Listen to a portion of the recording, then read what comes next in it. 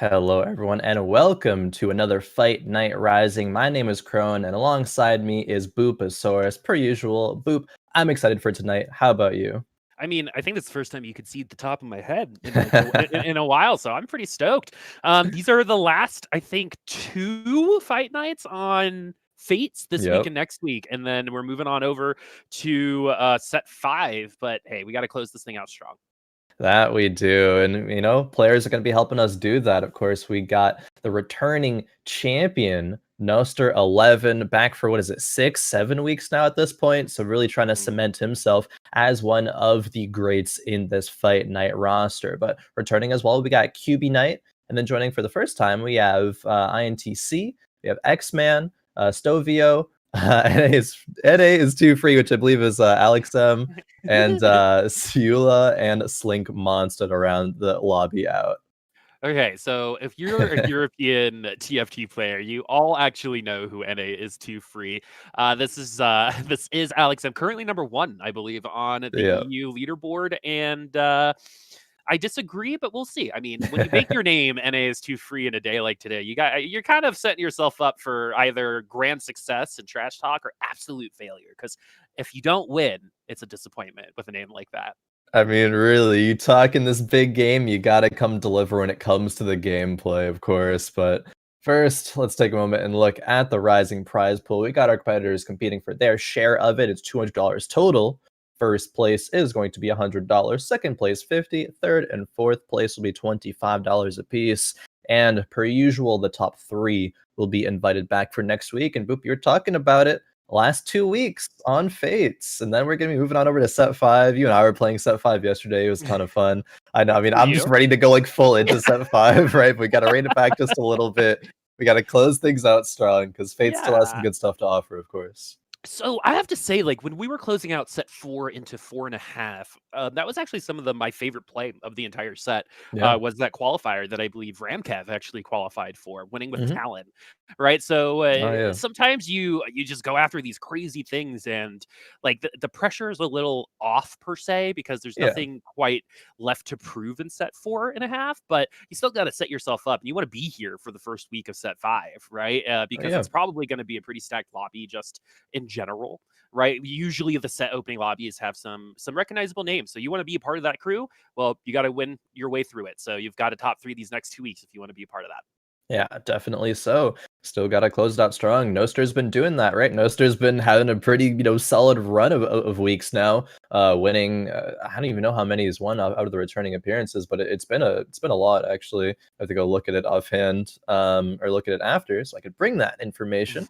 But either way, though, I think we have some other strong competitors. We have Alex M from Europe, rank 1 European player, surely coming out here trying to make a statement. But like QB Knight had a really good week as well last week, and we always know some part of the new players that can really come in and surprise us. We had that with Numano a while back, Hmm. and there's still the potential for some up and coming real TFT prowess to show itself here.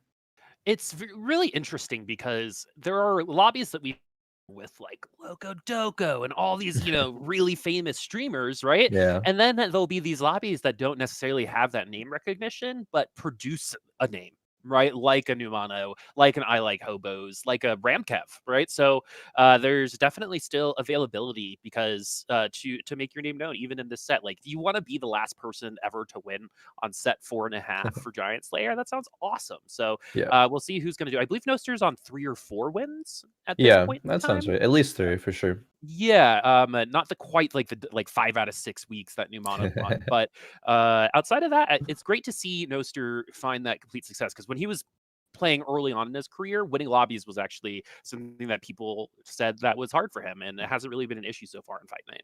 Yeah, and that's amazing in terms of the growth of a player, right? You recognize your weaknesses and say, all right, maybe I don't win lobbies that much. Maybe I only go like for consistent top placements, but now going to be switching it up, going to be trying to shore up those weaknesses and be able to play strongly for first, as well as still gravitate towards the consistent play styles if needed. But we are going to be already into game number 1 of Fight Night Rising here on board with Noster 11.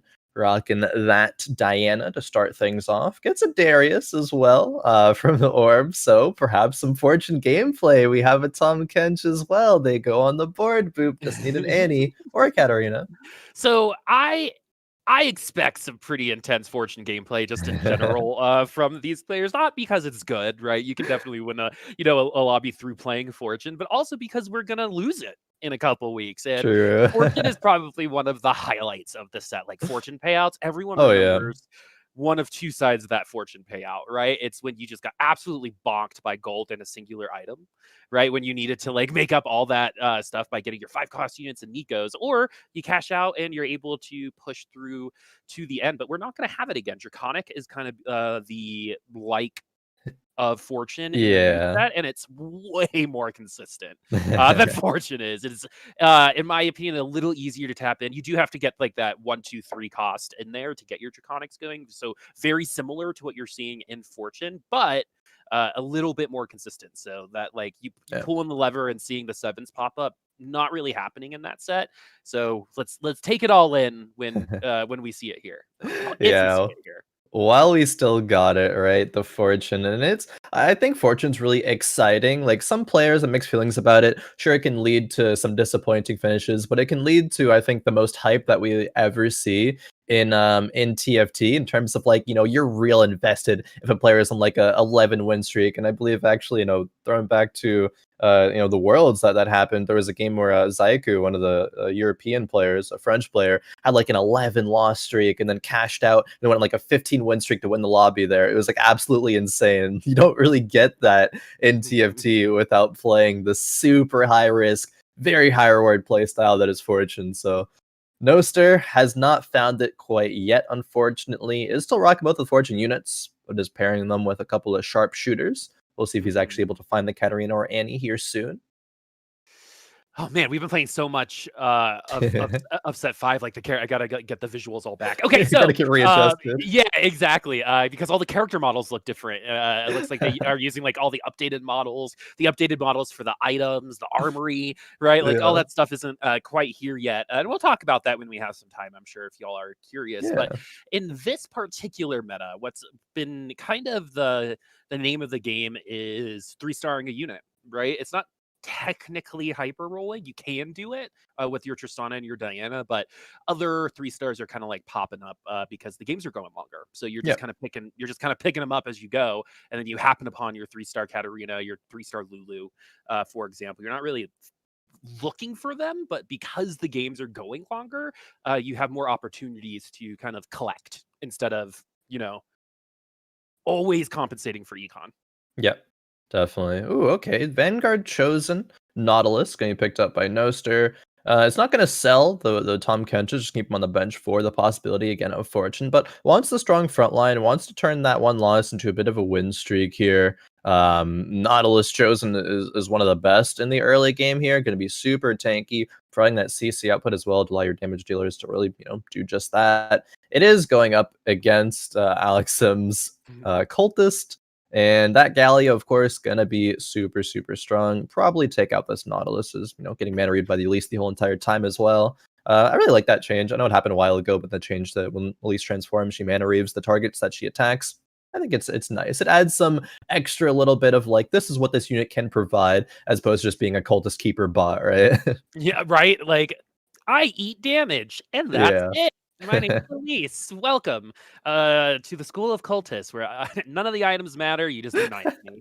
Yeah. And so I do like the skill expression involved too, because it kind of made the early game a little bit more dynamic in terms of blindly putting your units places. If there is an Elise, you are going to have to think about it a little bit harder. So I think increase the skill expression in the early game a little bit. We don't see it that much, but I think it was a good idea as we're looking at our QB Patootie. QB Knight Yeah. here with that Tristana reroll. I actually think Noster was going that direction as well. So these are pretty good items for her too. Yeah, it doesn't look like QB is gonna full reroll for the Tristana because they already purchased XP at one point this game. They're already 4 out of 10. Could pre-level here to level 5 or just sell for 10 gold. Looks like QB is going to opt to sell for 10 instead, already having sold some bench units. Actually, he's going to win the round as well. Wow, that Tristana really doing work right now. And that's the power of having a Hodge on, a Tristana early. Tristana, one of the best early game carries, and Hodge, one of the best items, can flex into late game very easily as well. But stage 2 carousel, win, loss, win. Not the best start in terms of, wanting to streak, of course, but still preserving some HP. Is second pick on the carousel, so not the worst. Yeah, I mean, 92 HP, second pick is good. You either want to like end super hard for first pick or just not pick last, right? And so that's the first couple carousels for some of these players that pick off a couple wins. I mean, like to pick second and going 2-1 in your first couple rounds is pretty good in terms of Yeah. value. So Noster did get a spat. So I'm intrigued to see where that's going to go into. We get a Lucky Lantern as well. All right. Something else that's not in the new set, by the way, and that's a ton of money for everybody. Yes. So I wonder where that's going to go. So that's going to help a lot for people on the lower end of the leaderboard that might have lost these next couple rounds to accrue that money that they literally just got. So things really have changed potentially for some of these players. Definitely, and even just the board change from QB there, being able to level up to 5, put 3 cultists and 4 sharpshooters in. Like, this is super, super strong board right now. That Tristana now having the GA.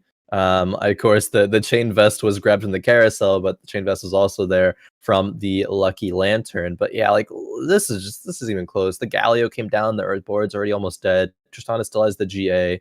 Going to be taking out X-Men's there. But X-Men's, I believe, might be the player who is going for the reroll Tristana. They already have 5, have 30 golds as well. So that gold that came out from Lucky Lantern is going to be huge when it comes to players reaching that 50 econ mark the fastest, and already starting to roll down, like is, I think, going to be the case of X-Men's there, with 5 Tristanas already. Something else that is showing up right now for QB is the fact that we do have some Slayers. So cultists are gonna be temporary unless you see someone pushing to 9 cultists, right? Yep. 6 cultists aren't really gonna get you. They might get you a 4th place if you're lucky, a 3rd place, right? But you're not going to be pushing for that lobby win unless you, for some reason, have like a bonked out, Sivir, right? With perfect items at tier 3. That's the way that you can compensate it. But without going to 9, cultist comps are all temporary. So we have 4 sharpshooters in with a Slayer. So we could potentially, right, go the Spirit sharpshooter opening, or we could keep pushing into Olaf, which is where these items look like they might be headed.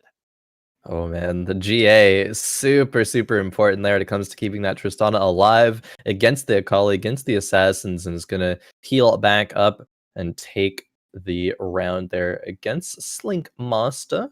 So QB Knight really turned that stage around after the win-loss win. A couple more, because that 3-win streak is still 92 HP. Towards the top end of the lobby, and yeah, looking pretty strong. I think this could turn into a couple directions here from the board of QB. It could turn into 6 cultists, but as you mentioned, of course, the cultists are going to be temporary unless you're pushing for 9. But 6 cultists is still one of the, if not the strongest mid game that you can go. Speaking of cultist, on board with AlexM here, AlexM is going the cultist direction as well. So definitely want to take a page out of the having a strong mid-game book, and even maybe positioning themselves for a Sivir 3 carry, or transitioning into keepers as well, because you have the cannon in there with the rod. I actually picked up that orb a little bit late and could have made 1 extra gold for the econ breaking point, but not going to be the end of the world. Has the Tryndamere now, and Tryndamere can go in over the Sivir. Tryndamere is going to be a unit that actually can be fully itemized right now between GA, Hodge, Last Whisper, and still carry at that tier 1. So AlexM is going to be real happy about this spot.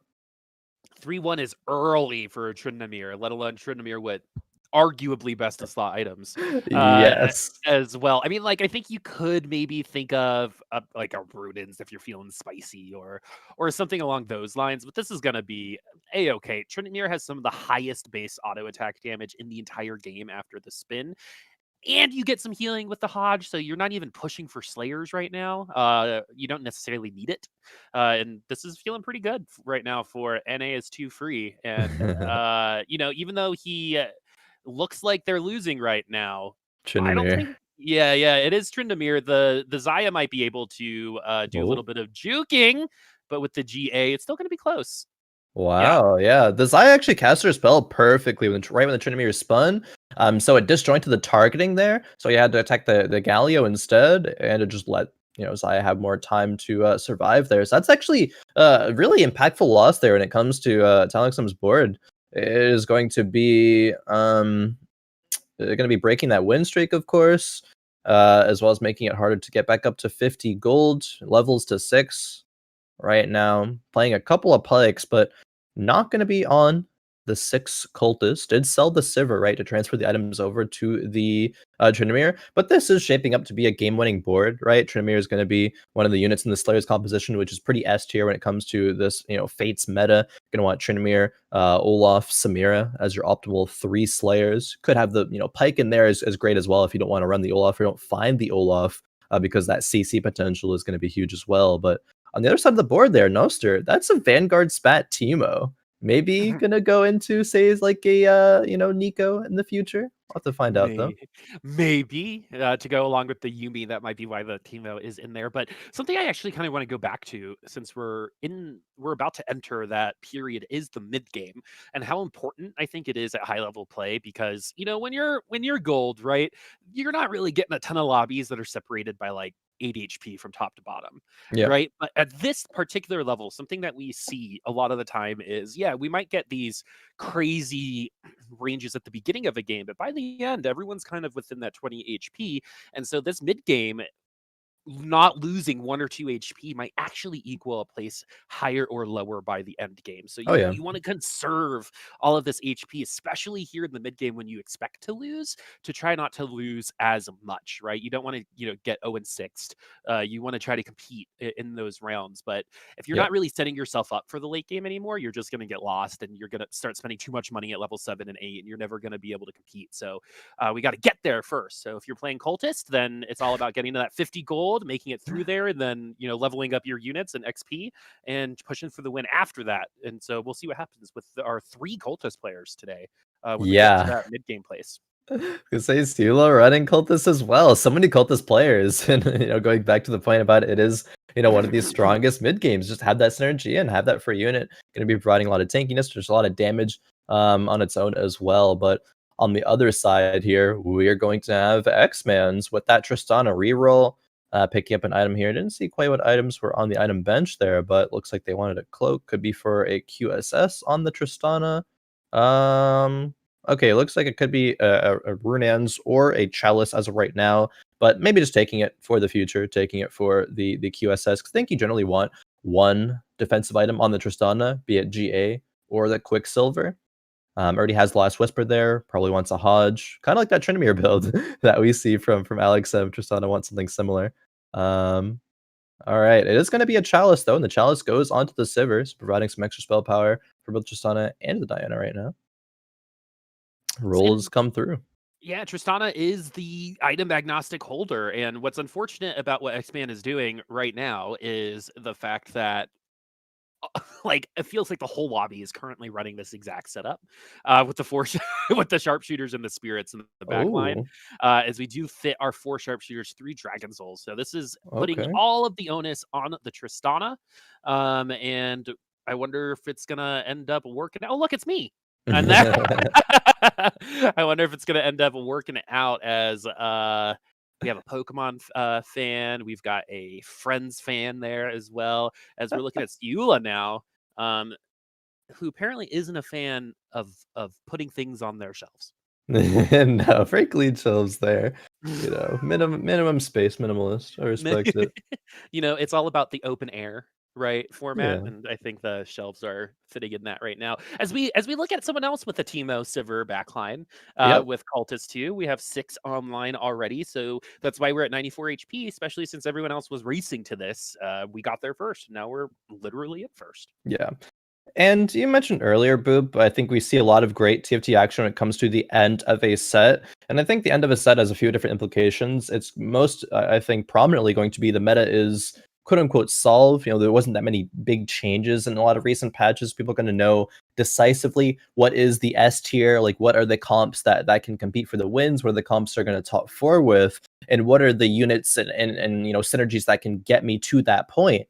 And what can get you to that point for a lot of times is going to be cultist, which is why we're seeing so much of it. Can be sharpshooter as well. You have a lot of item agnostic carries like Tristana. Sivir can do great at holding the AD items. Teemo can do a great job of holding AP items. And this comp that we see from Ciulla could massively pivot when we get to the end game. But because it is exactly what it is right now, of course, Ciulla is in first place, 94 HP, has the 6 cultist online, is going to go level 7, maybe like fast 8. This could be, actually could even be fast 9, depending on like if Ciulla finds a natural like Kennen 2, Sivir 2, and then some items to perhaps go on the Kennen.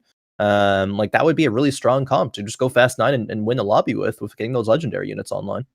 Yeah, and you're pointing out a really important point because Int's actually kind of in a similar position where they're actually really high and close to level 7 already at 4-1, right? So Yep. they're able to hit level 7 and then roll not necessarily 30 gold, but they might roll 30 total gold and still have some left over in their purse. And that's kind of like what really ruins some people at the 7-1 roll down, or at the level 7 roll down, which is you roll and you don't get anything, right? And then you have to recoup all of that cost. And so our players who are going to be able to level faster have sacrificed, at least Int has sacrificed HP for this version to get there into the late game, as we're starting to get some stronger units on the bench versus Yeah. Ciulla, who is going to start losing now potentially as they get out of cultist. Int is never got into the cultist, and so we're kind of just powering up right now, both utilizing economy in a pretty good way to approach level 8 or 9 by the end of the game. It looks very much like Inseer has kind of almost like trapped themselves into, hey, I kind of have to play Kale at this point. And you start doing that as soon as I think you build RFC. Like, sure, RFC can go on a couple other units. It could find its way onto a Shyvana or an Olaf perhaps as well. But really, I would say Kale is generally recognized as the best RFC carrier right now. A Jeweled Gauntlet as well, I think we've seen in the past, can do a lot of work. And of course, keeping the executioners on the bench, right, with the Xayah and the extra Kindred means that as soon as a Kale is found, gonna want to sell that Kindred chosen, swap the items over, and we already have the, like, say, Divine frontline with the Aurelia, the Jackson there as well. We can go for Divines pretty easily, and I mean they're shipping themselves up for a good transition in terms of the units that they have on the board right now. It's just a matter of, can you find Kale? And that's not always guaranteed. No. Even when no one else is running Kale. I mean, it is basically like she's in a maze and you've got to go find her Yeah. when it comes to finding those units. Because if you think about her too hard, she's just not going to show up, right? And she she just knows you need her. It feels like it, yeah. Yeah, totally. And so I do appreciate where this could potentially go, but we are running out of time. Like, Yep. really running out of time, especially going up against these comps. You're never going to win against that Mystic comp with what you're running right now. No. I mean, Noster is still lower in HP, technically 1 HP lower on 37 as opposed to Ince's 38, but Noster was the board that just won. Ince is on a 4-loss streak. Noster did actually notably turn that Vanguard Teemo, selling the Vanguard spat off there, putting it onto the Eco and is running Fabled. Vanguard Mystics, composition very good.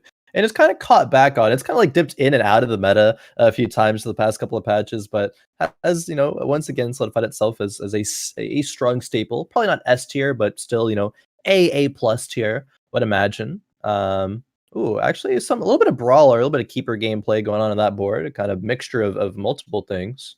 We'll see how that ends up, but it's going to be a lot of gold there as well for Stovio, at least. Yeah, I mean, there's gold all across the board. So the fact that we're at 38 HP just means we have less time to spend that gold. The Yeah. best thing about Kindred is that we're gonna kill a unit, right? So we're not gonna get wiped, but we are still running out of time, and we want to be able to eat some chicken later at the NPC rounds or PVE rounds. So Yeah. let's try to get there, and by getting there is by getting a Kale, and you might be able to do just that. And it has an okay item on it when it comes to that chain vest if you already have the sword.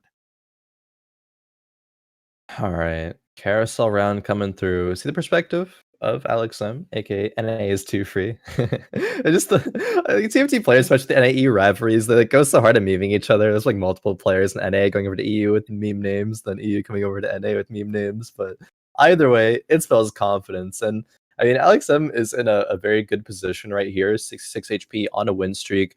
Has the 6 cultists still, but and the 3 slayers, but this comp still has some room to grow. And I mean, they had a bunch of gold, get to level to 8, and start to get this comp really online. Finds a Lee Sin. Mystic Chosen Shen is actually really tempting right now. Could have taken that as just a transitional unit. Say, like, I can have it for a couple of rounds until after the Raptors, and then look to get a better one after. Maybe a Slayer Chosen, because if Slayer Chosen is found, it could be a 6 Slayer composition. But has the Yone in there. Doesn't quite benefit from the exile buff, but not so free, I guess, huh? yeah, ping diff. Yeah, sure. Not so. Or I mean, if this Yone does win though, then actually super free. Yeah, true. Actually, like a huge flex, which might end up happening. So I'm gonna keep my opinions to myself. Oh, Until the Tryndamere. end of the round. We do have the Slayer buff now too, so we're feeling pretty okay. Yep. The Sivir though, one more crit. Ooh. No It was indeed too speed. free.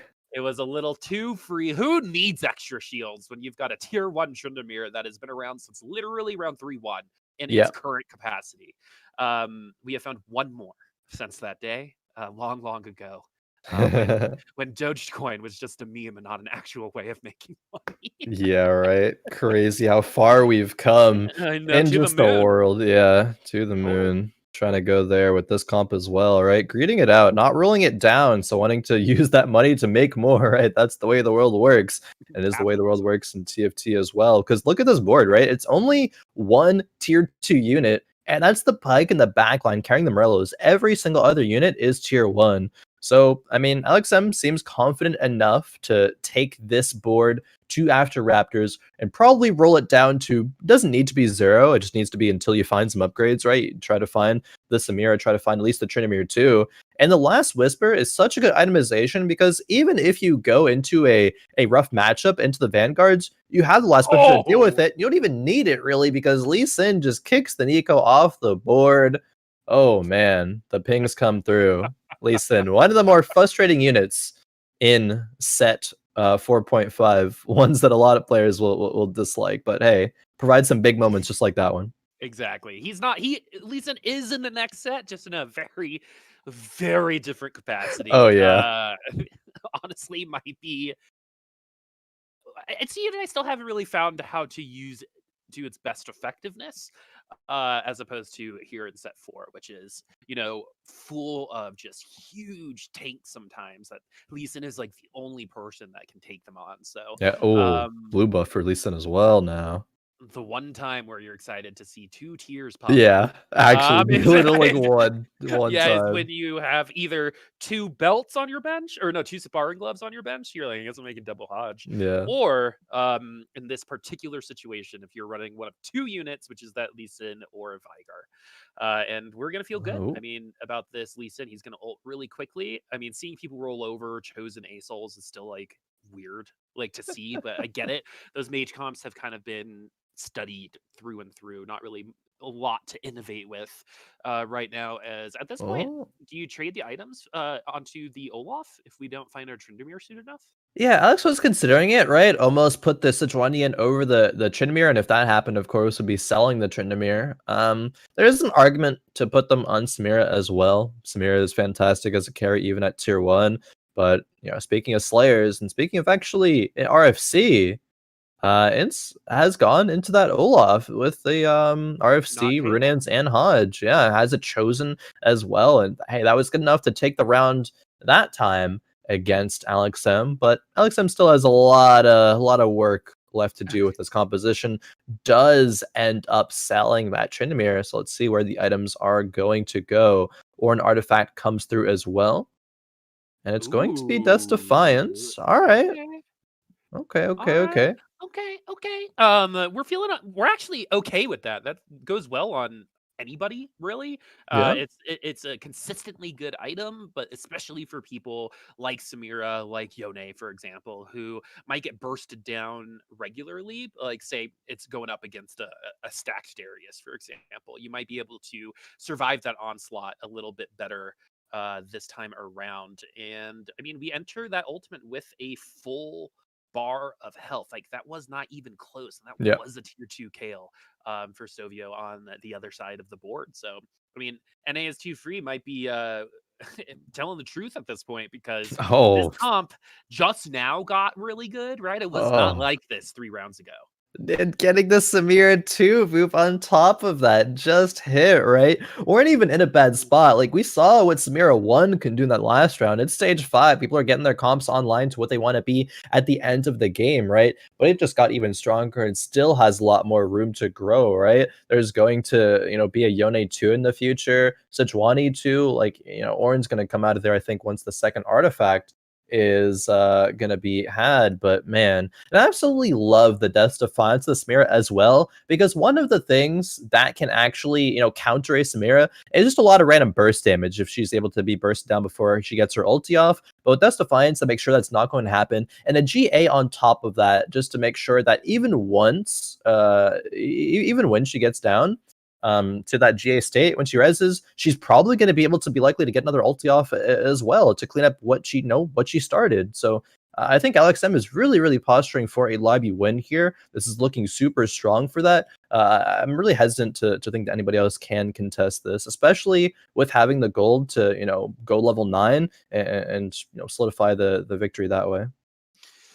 Solidify the victory, which is possible for Alex M or NAS2 free because this lobby is one of the slowest in terms of power ramp that I've seen in a very long time Yeah. when it comes to this particular set. Usually at this point in time, someone has gotten eliminated. Sometimes we even have a top 4 by now. But since the power level is so spread out, we're actually, 50-50 in a lot of these lobbies, except our NAS2 free, which just literally got to take a bunch of 5-cost units earlier because they were one of the first people to get there, and now have a almost perfectly itemized Samira 2 on their bench. So feeling pretty good if you're NAS2 free. Everyone else having a little bit of a hard time getting things going since the whole lobby and their grandparents for some reason played cultist. Yeah.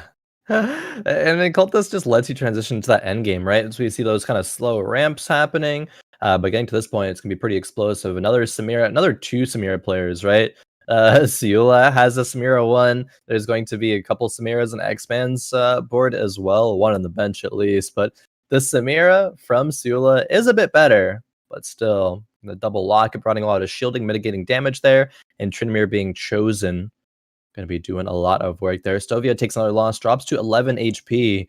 We're going to be seeing some eliminations come through soon. Boop, it might be during the next round, but everyone could technically survive until stage 6. See what happens, because now is do or die for some of these bottom HP players. Do or die indeed, Khroen. This is the photo finish. Remember, we said this at the beginning of the lobby where at the end, at high level play, everyone's going to be pretty close, and you got to have a good mid game so you don't hemorrhage that extra HP that's going to give you a 6th versus a 7th, for Yeah. example. And we're actually in that exact situation right now for X-Man, who did just that, hemorrhaged HP in the mid game, and now we're sitting in 8th place, or again, like not 8th place at 12 HP. It's 6th place with 4 people under 20 HP, right? So Yeah. every point of HP matters at this point in time. And unfortunately for QB and Stovio, they did not make it through that mid game unscathed. And it looks like Oh, X-Man might get eliminated here. And yeah. if they do, Oh man.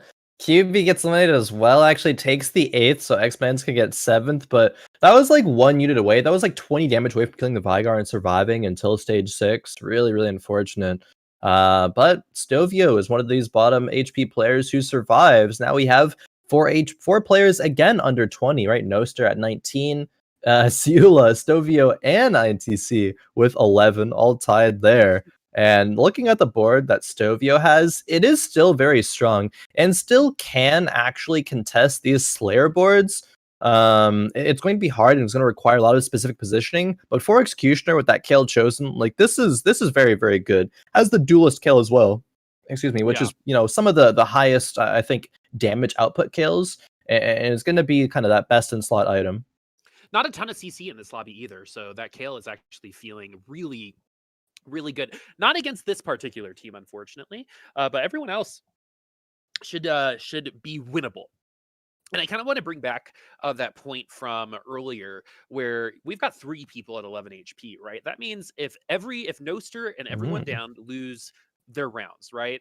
Say they get wiped because Noster got 3 more units to survive during the mid game, right? Noster's in a much better spot to get 3rd place, right? Versus anybody else. So again, it's not just the HP, like if you want to think about it as like singular units, Noster literally has like 2 or 3 more units that survive throughout the game that might actually be the difference between 6th place and 3rd place in this particular lobby. As we go back to the board, and it's going to be Noster with that burst damage that is good against this particular team comp. So this might be a nice little pivot from Noster that happened a little while ago, but we're feeling pretty great about it so far, as Ciulla is going to be the only one at 11 HP that loses. Yeah, drops to 6th. We are slowly making our way towards the top 4. Just one more elimination needs to happen for that. Alex M was being very, very greedy with the chosens there, skipping up on 2 legendary chosens. I believe first it was a keeper chosen Azir that was skipped up on, and then it was Siphoner chosen Swain that was skipped. So really wants to get the most out of that. Has the HP to be able to do so, but Alex M now. Oh, okay, it's chosen Samira. 2 Samira 2s are going to be in there. That's going to be so much stronger. Can INTC step to it? The Olaf is trying his best, but it looks like it's not going to be enough. Early in Soul 1, not going to be able to do enough either. So INTC will fall here. Will they drop lower than Stovio? It looks like it, and Stovio sneaks into the top 4. Yeah, Noster is going to get 3rd place. In the meantime, sitting at 7 HP. Literally the same units I'm talking about is what's remaining in Noster's HP, right? I think that's just like a really great way to think about mid-game, not just in this set, but any set, right? Where it's like, this is a game of numbers. And I think people really focus so much on winning and losing around versus really diving deep into what those good losses can be, what those good wins are. And 7 HP is all that you needed to get 3rd place here. 3 extra units. That's actually insane.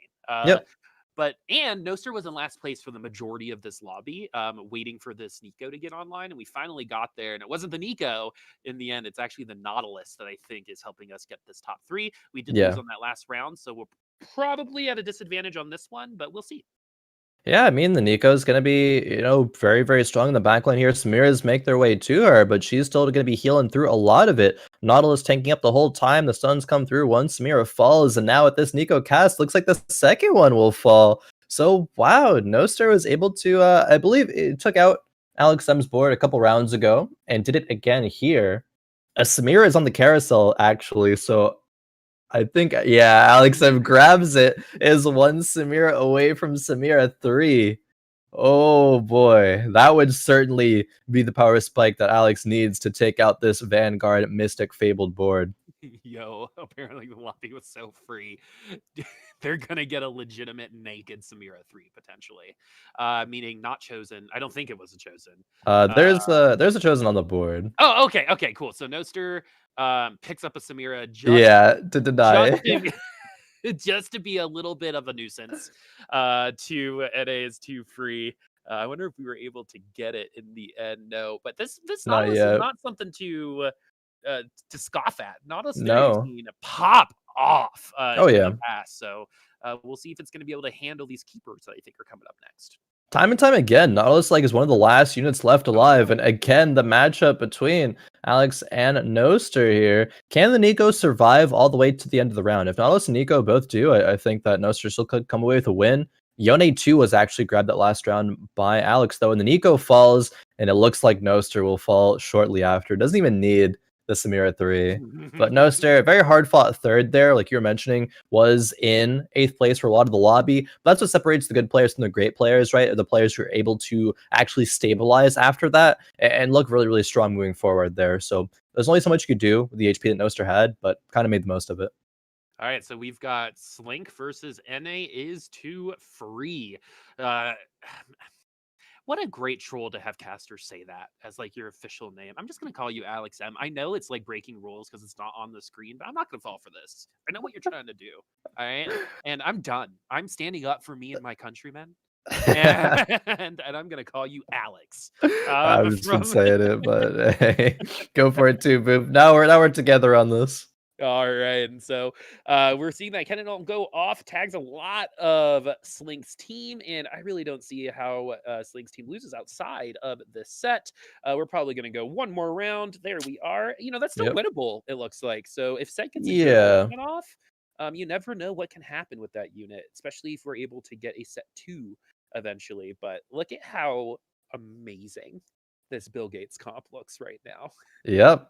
Throw some legendaries on the board. Throw a couple of the units as well to get some synergies going, but it is mainly just going to be these legendaries. It's going to be the Yone, the Samiras, plural. You have 2 Samira 2s on the board, and the Zillion. They're going to be doing a lot of work here. I'm sure there's a Set and Lee Sin in there, but Set's only tier 1, has 2 okay items. What really is going to be the main power spike, which might not even be needed, is the Samira 3, but Slank was holding one of the Samiras as well. No Nikos come through, unfortunately, for Alex, but does have 25 gold to roll with. Shen 2 has found. Every single roll could be it, Boop. I know, right?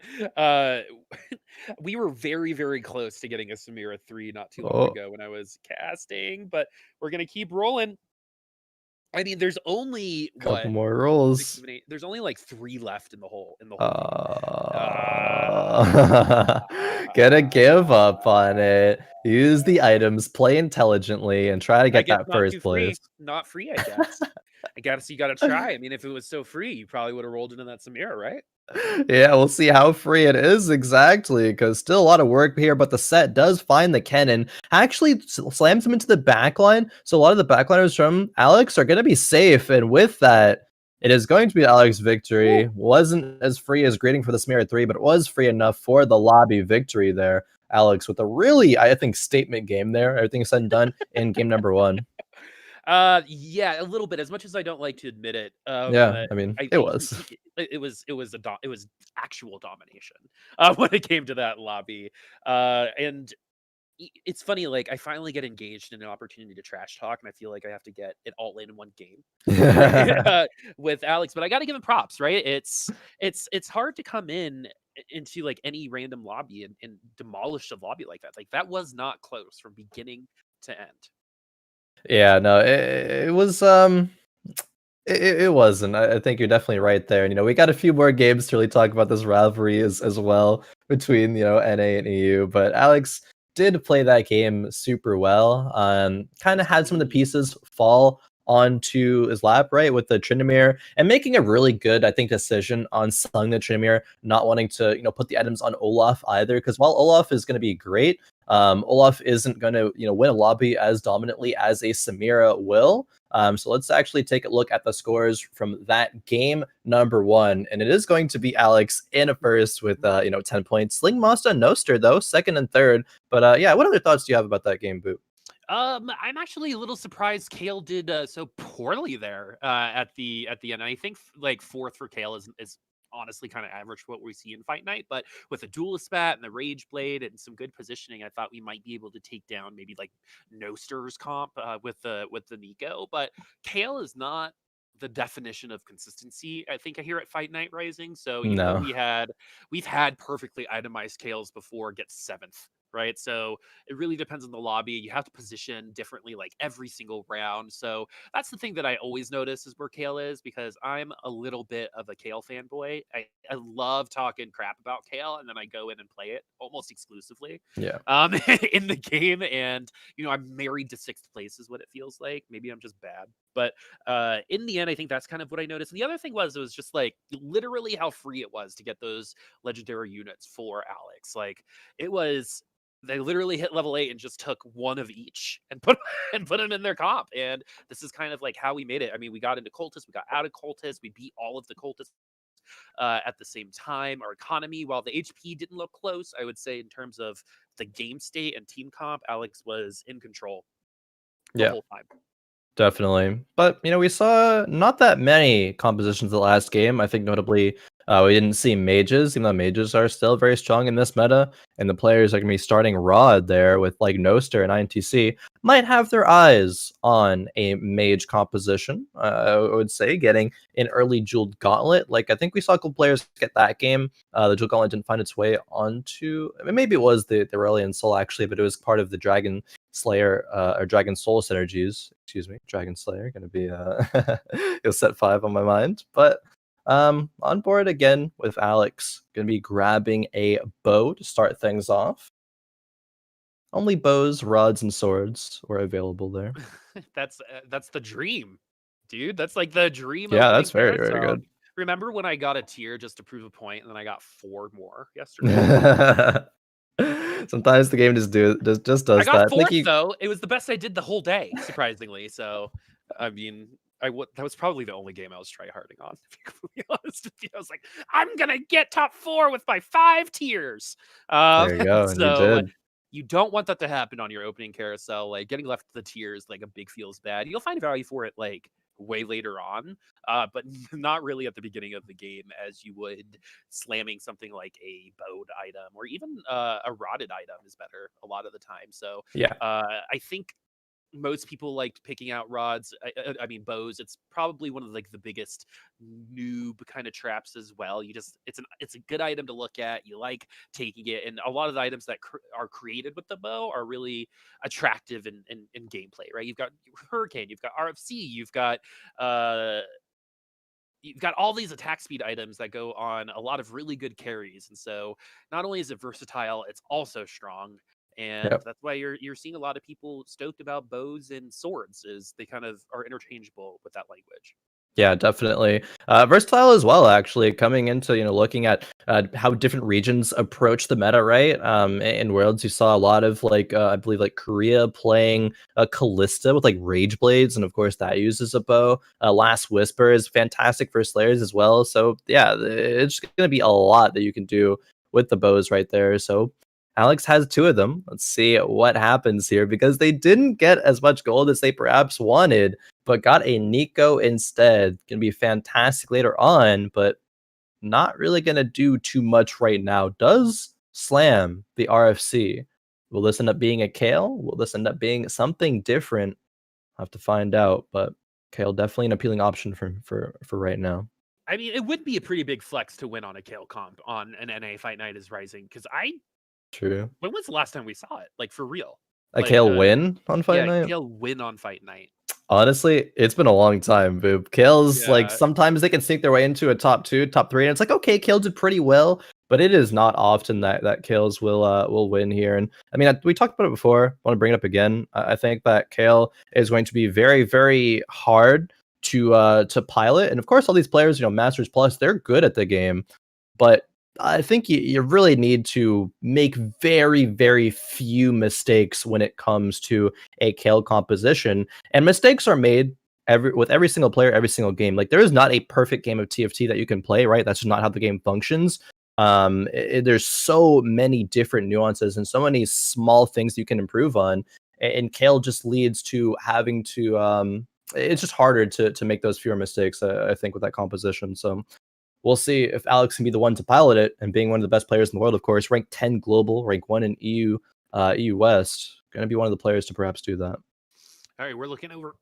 Whoa, excuse me, as for some reason my mouth just screwed up by itself. Ciulla right now is not running is running Cultists, just like last time. Ciulla was the one that got to 6 Cultists first, and then I think finished in the bottom 3. And I wonder how many people are going to run back on these Cultists, especially because of how poorly everyone except Alex did in terms of running that comp. They really all did kind of just hold hands racing to the bottom. Yeah, definitely. Race to the bottom. It's going to be Ciulla, playing. Okay, not playing the Tristana. We'll put it on the board now, running a couple of keepers. There's always that, I think, give and take, and like, how much do you want to go for that loss streak early? How much HP do you lose? What can you actually put in to have a strong board and killing most of the units but not winning? And Ciulla really piloting that very well right now. does put the Tristana back in. And let's see how this matchup is going to go. It's going to be up against actually Ciulla's just scouting everybody else. So great job with that. Okay, it's gonna be up against Alex, who has that Tom Kench tanky front line. Tom Kench, one of the best frontliners in the early game, because units are going to do enough damage to tear through his flat damage mitigation. It surely will get outscaled like very rapidly, but like look at this right now. The Yuumi healing as well. It's just too much for like pretty much anyone to deal with, it seems. Thomas Gobert Yeah. apparently on the convergence today. That Sir Thomas with double spirit is going to be pushing, I think, even more damage than that Nidalee in the back line. Yeah, When it probably. comes to those auto attacks, his base attack damage isn't awful. It's not like amazing, but if you get attack speed on it, it's gonna accrue, and you're gonna be able to take a couple units down that you might not otherwise have thought, while having that defensive option as well. As Ciulla is, well, his name is blocking the item they got. Is that a bow? Is that what I see underneath? Uh, Yeah, I actually I'm not sure. We'll have to see. I was I looking need at you it to move initially. I was looking at so much other stuff. 1 pixel in any direction, please. Thank you. Yeah. I don't imagine it would be a. I mean, I guess it could be. There's arguments to take another bow for RFC. No, okay, it was Okay, a cloak with a actually. cloak. As we see now, Aurelion Sol, very early for cost there. That 2% chance to come through from pre-leveling to 5. Gonna It worked be out for Alex, right? yeah. So maybe it's gonna work out here. We Okay. had that Tryndamere at 3-1, and now we're gonna put the Shyvana in the front line. Great front line. This is a great, Wow. mid-game composition, as we have our Dragon Souls in now as well. That Shyvana Yeah. at Shyvana 2 can carry you through round 4-1. And then the Acel then takes a lot of that power and then brings you to the late game. Because if there's one way to get rid of an Olaf or a Samira, it is burst damage, which comes in spades with this comp. Yeah. Man, this was a fantastic transition from Ciulla. I think everything on the board changed. Got the Shyvana off the carousel. Said, "Hey, I can sell my Tristana, make a GA Runeins. I have a couple of brawlers as well on my bench, and finding the brand and the Aurelion Soul in the shop, and really putting it together. Like Ciulla went on 3 loss streak, looked really weak, and L actually looks like intensely strong. I would say right now, Aurelion Soul, excuse me, being great to finish out that Dragon Soul buff as well. Like this is great." Yeah, we went from decaf to like Italian espresso in a short amount of time. Both got better in taste and quality. And I think Yeah. Ciulla is going to feel a-okay with uh, where they are right now. To get that ASL at 2-5, right? That is a unit that can kind of stand on its own at this point in the game with no items. Mhm. And we're going to be able to see exactly that. The only thing that might be worth talking about is the fact that the ASL, if it's sharing a corner with the brand, might not get the dragon buff if brand takes damage before the Aurelion Soul does. But that's kind of like the only thing. Also, this particular comp can be really good against some long distance in the early game. Cultist is good, right? In the early game, it's an extra unit, especially if you don't really have amazing items to play anything else in particular, like the Jewel Gauntlet, which is going to be better in round like 4-2 than it is at 2-7. So Yeah, why not just have someone hold on to it for now, put it on Aurelion Soul or Kale later, and we'll call it a day. definitely. Unfortunately for Ciulla there, they just run into probably the strongest player in the lobby there with INTC, who is, going to be 100 HP, win streaking. And I think Ciulla is actually considering selling this Aurelion Soul to make Econ. Depends if they roll gold or not. If they do, they can sell the Jax to surely reach that 30 Econ breakpoint, but just has the ASO in, as to not have either units be forced onto the board, because this isn't, Dota Auto Chess right back in the day. This actually forces you to play however many units that your level is. So play 5 units if you have them on the bench. A little bit of gold is coming through. There's going to be a Callista and some more actually with that gold box, Nico, and gold. What'll happen from here on out, though? There is a brawler chosen, Vi. So yeah, that's gonna be purchased, gonna go on in there. And now you can play 4 brawler, 3 Dragon Soul, and still set yourself up for perhaps a 8 brawler down the line if we do actually end up sticking with that Shyvana. Yeah, and Vi is never, I mean, gonna make it to the late game as a chosen. I think it's a pretty good temporary chosen that you can recycle a couple times if you choose. But getting these brawlers online is actually huge for not anyone other than that Shyvana, or as I like to call Shannon, in the front line. And that Shyvana is going to find a really good jump. And so you're already seeing like just how much HP Shyvana has because of that 4 brawler buff. I mean, a lot of rounds, especially at this point, can come down to 1, 2, 3 auto attacks, and that equals 200 health, maybe Yeah. 200 extra health.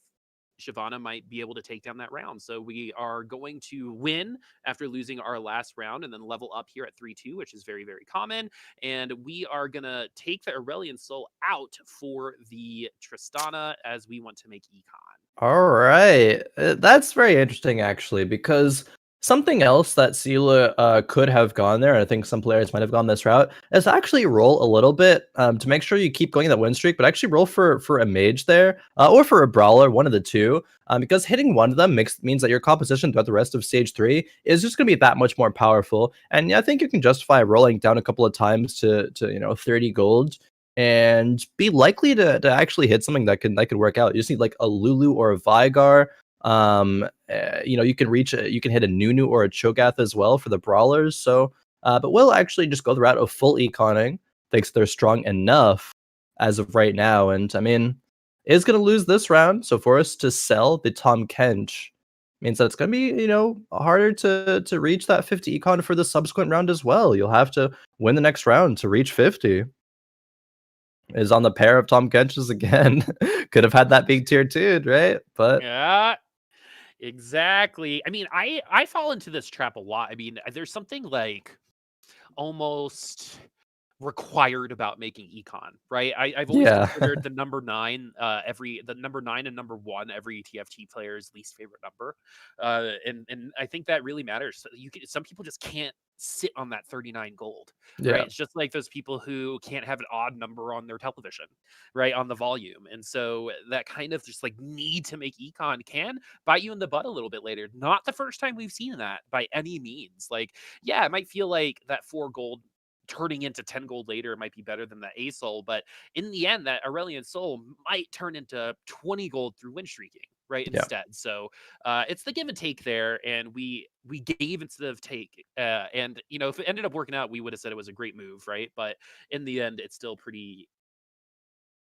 There's still room for growth. Yeah, you could go multiple different routes, and again, that's what TFT is. You can go multiple routes, and one isn't necessarily right or wrong. It kind of depends on how the game plays out. Depends on what your approach is going to be to it. And the approach from SlinkMonsta is going to be to grab a cloak off of this carousel. I don't really think it's going to turn into too much right now, but something interesting that's on SlinkMonsta's board is going to be a static shiv. Generally not an item that is slammed by any means, let alone just built at all.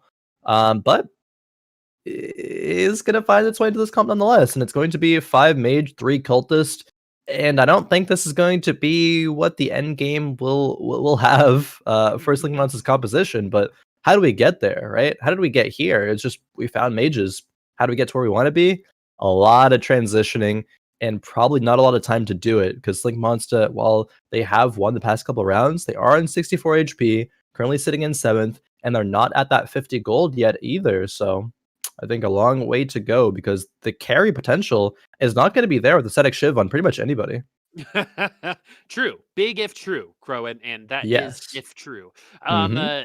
The other thing that is a little revealing when it comes to high level play a lot of the times is what I like to call the forever pivot. Do you see this sometimes where it just looks like someone is pivoting for literally forever after they hit level 7, right? And they hit level 7 and they like just can't find something to go after, right? They keep rolling and then they pick up an Asol and they sell the Asol for like an Olaf, and then then they pick up a Tryndamere, then they sell the Olaf for something else a Yeah. little later on. And so I think we might be a little bit in that situation right now where unfortunately we can't pivot at once. Right now it's not a good time, so we're just doing it slowly instead and sacrificing HP rather than just doing it at 4-1 where we would like to. But yeah, 52 HP and 50 HP for QB and Slink, pretty low at this Yeah. point in time. So we'll see if they're going to be able to kind of take the nosedive out, as Noster 11 has done so well through a lot of lobbies. Yeah, Noster doesn't have to do it here, staying at the top right, 88 HP. But I definitely think you're correct in your assessment there. Actually, it was very interesting to bring up the forever pivot, because I do agree with you. Some players do get kind of stuck in there, but it's either one end of the extreme or the other, right? Either it feels like you're forever pivoting just because you're making your composition just slightly stronger every single round, and you're going to be able to lead that into an actual decisive pivot, at the end of things. But some players don't find that end decisive pivot, right? They are just stuck in the. I guess that's why you call it forever pivot, right? Because you are forever pivoting and you don't find that decisiveness. But it does feel like the mid game, especially, is when players can fall into that in one way or the other. And it looks like SlinkMonsta has to try to find that soon, and will be doing that now, selling the Twisted Fate Chosen, puts in some Elderwoods. But like, I'm really curious to see the roll down after this Wolf round, because that's going to dictate the whole rest of the game. If SlinkMonsta stabilizes here, sure, they could get a top 4 placement at least, if not more. But if they don't, this could be looking like an 8th place, or a 7th at best. And the items that come through here, I don't know about you, Boop, but I don't think these really give direction at all. We have an Elderwood spat, I guess. So we could put that on someone. Okay, I also want to bring everyone's attention to that finished static Shiv and the fact that that could have been a mage spat. If we didn't rush that Shiv to win exactly 1 round, right? And so it's always if you know you're gonna lose, right? And the thing about where Slink is, assume you're gonna lose at this point, right? Like, that Shiv isn't gonna win you a round unless like you have an RFC on someone, right? Which you probably don't have on someone right now anyway. And so that's why it's just like a tad frustrating, because the Shiv was on the bench throughout that last NPC round, right? It won us exactly 1 round, and probably we would be at like 39 HP, but we would have a mage spat. We potentially could have a duelist spat. Think about all the more options we could get right now. Is we also have, is that a Zephyr on the, on the Zephyr bench? Slam that what happened mid-round. I mean, I guess they recognize that they don't want to, make an Elderwood spat, right? That direction probably isn't going to be good enough. Well, Elderwoods can, do well with high rolling. There's just not the items to support it in this position from SlinkMonsta. So they make a Zephyr, gonna use it, just maybe cheese a couple of round wins, right? Be able to scout the 3 matchups they know they're gonna go against, and use that to, Zephyr one of the carries. But buying the Shyvana just to sell it, recognizing it's not going to be good enough, and rolling down, it really does feel like exactly what you were saying, Boop. This is a forever pivot. It's like, okay, maybe I want this. No, I don't think so. I'm going to sell it now. I'm going to roll for something else. Hope that it's better.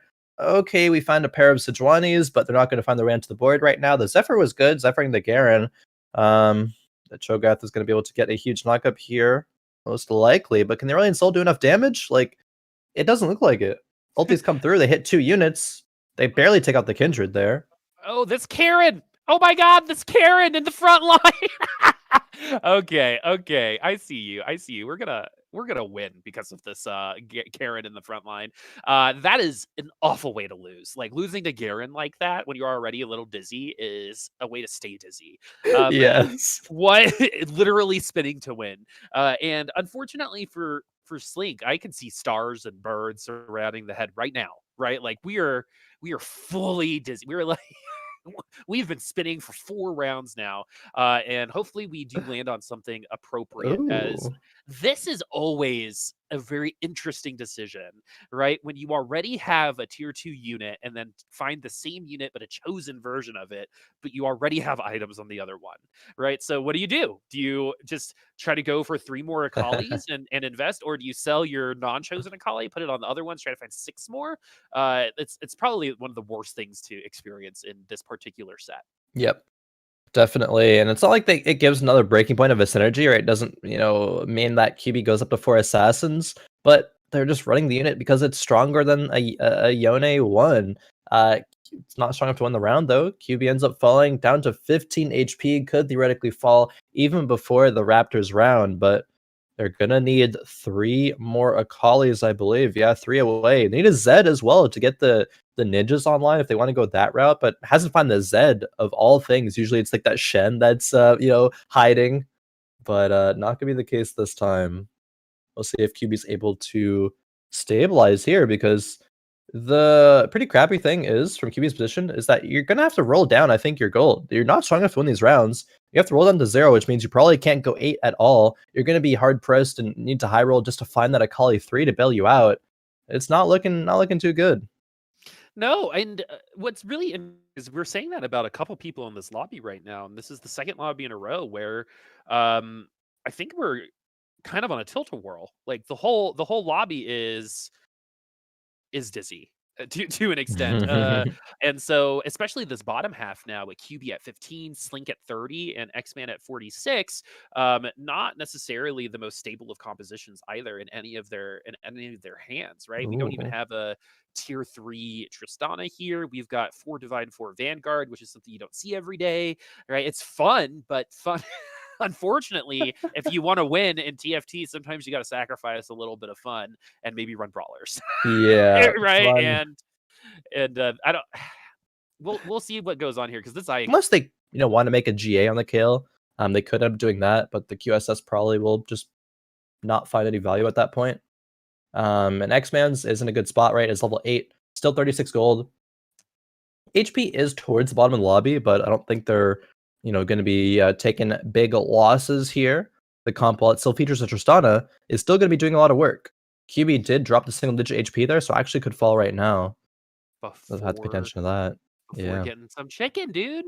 We got to make it to those chickens, and whether you like them, grilled or fried or raw, because you're crazy, you're still you still want to make it there, right? And if you don't make it there, that's just like a stain on And you don't. your performance, and you don't, unfortunately. So QB gonna stay hungry for now. Slink, who finally has some direction. Thank goodness gracious.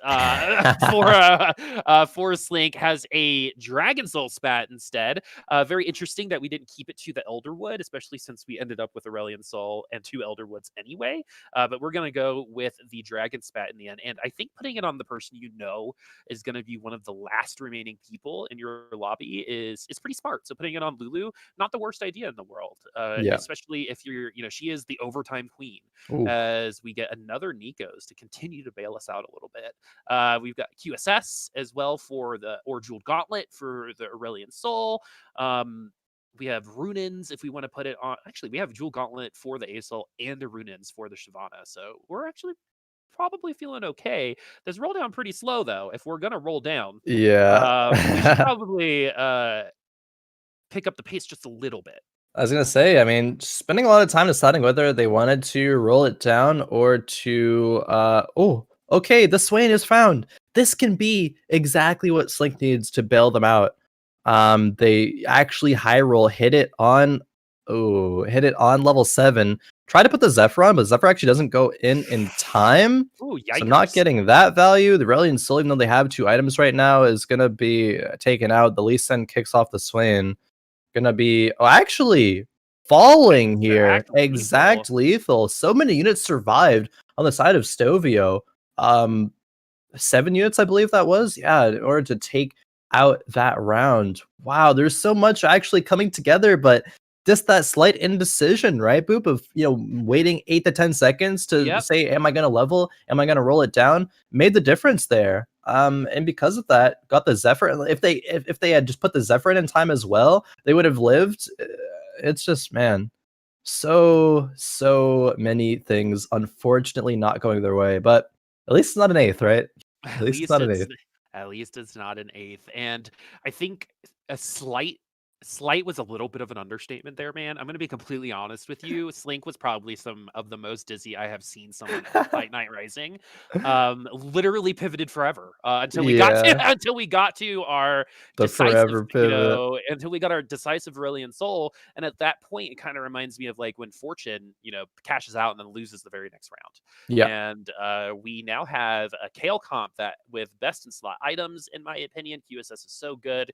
And it's going to be all about making sure that you have access to Kale, because Kale does best when there's no one who can have access to her. Unfortunately, there are Trundomirs around, but good thing is there are not really a lot of assassins. Koa Little isn't spamming each lobby with assassins, forcing everyone to play differently. And so we're probably feeling pretty good, because the biggest counter for Kale, a lot of people would argue our assassins are Talon, and not really something you have to worry about right now if you're X-Man. So this might be a good call on playing that Kale. Talon or Trundomirs, like you mentioned, they're probably gonna, find their way to the Kale at some point. But you actually need to position your Kale on the same side as Trundomir, so Trundomir will actually, spin away.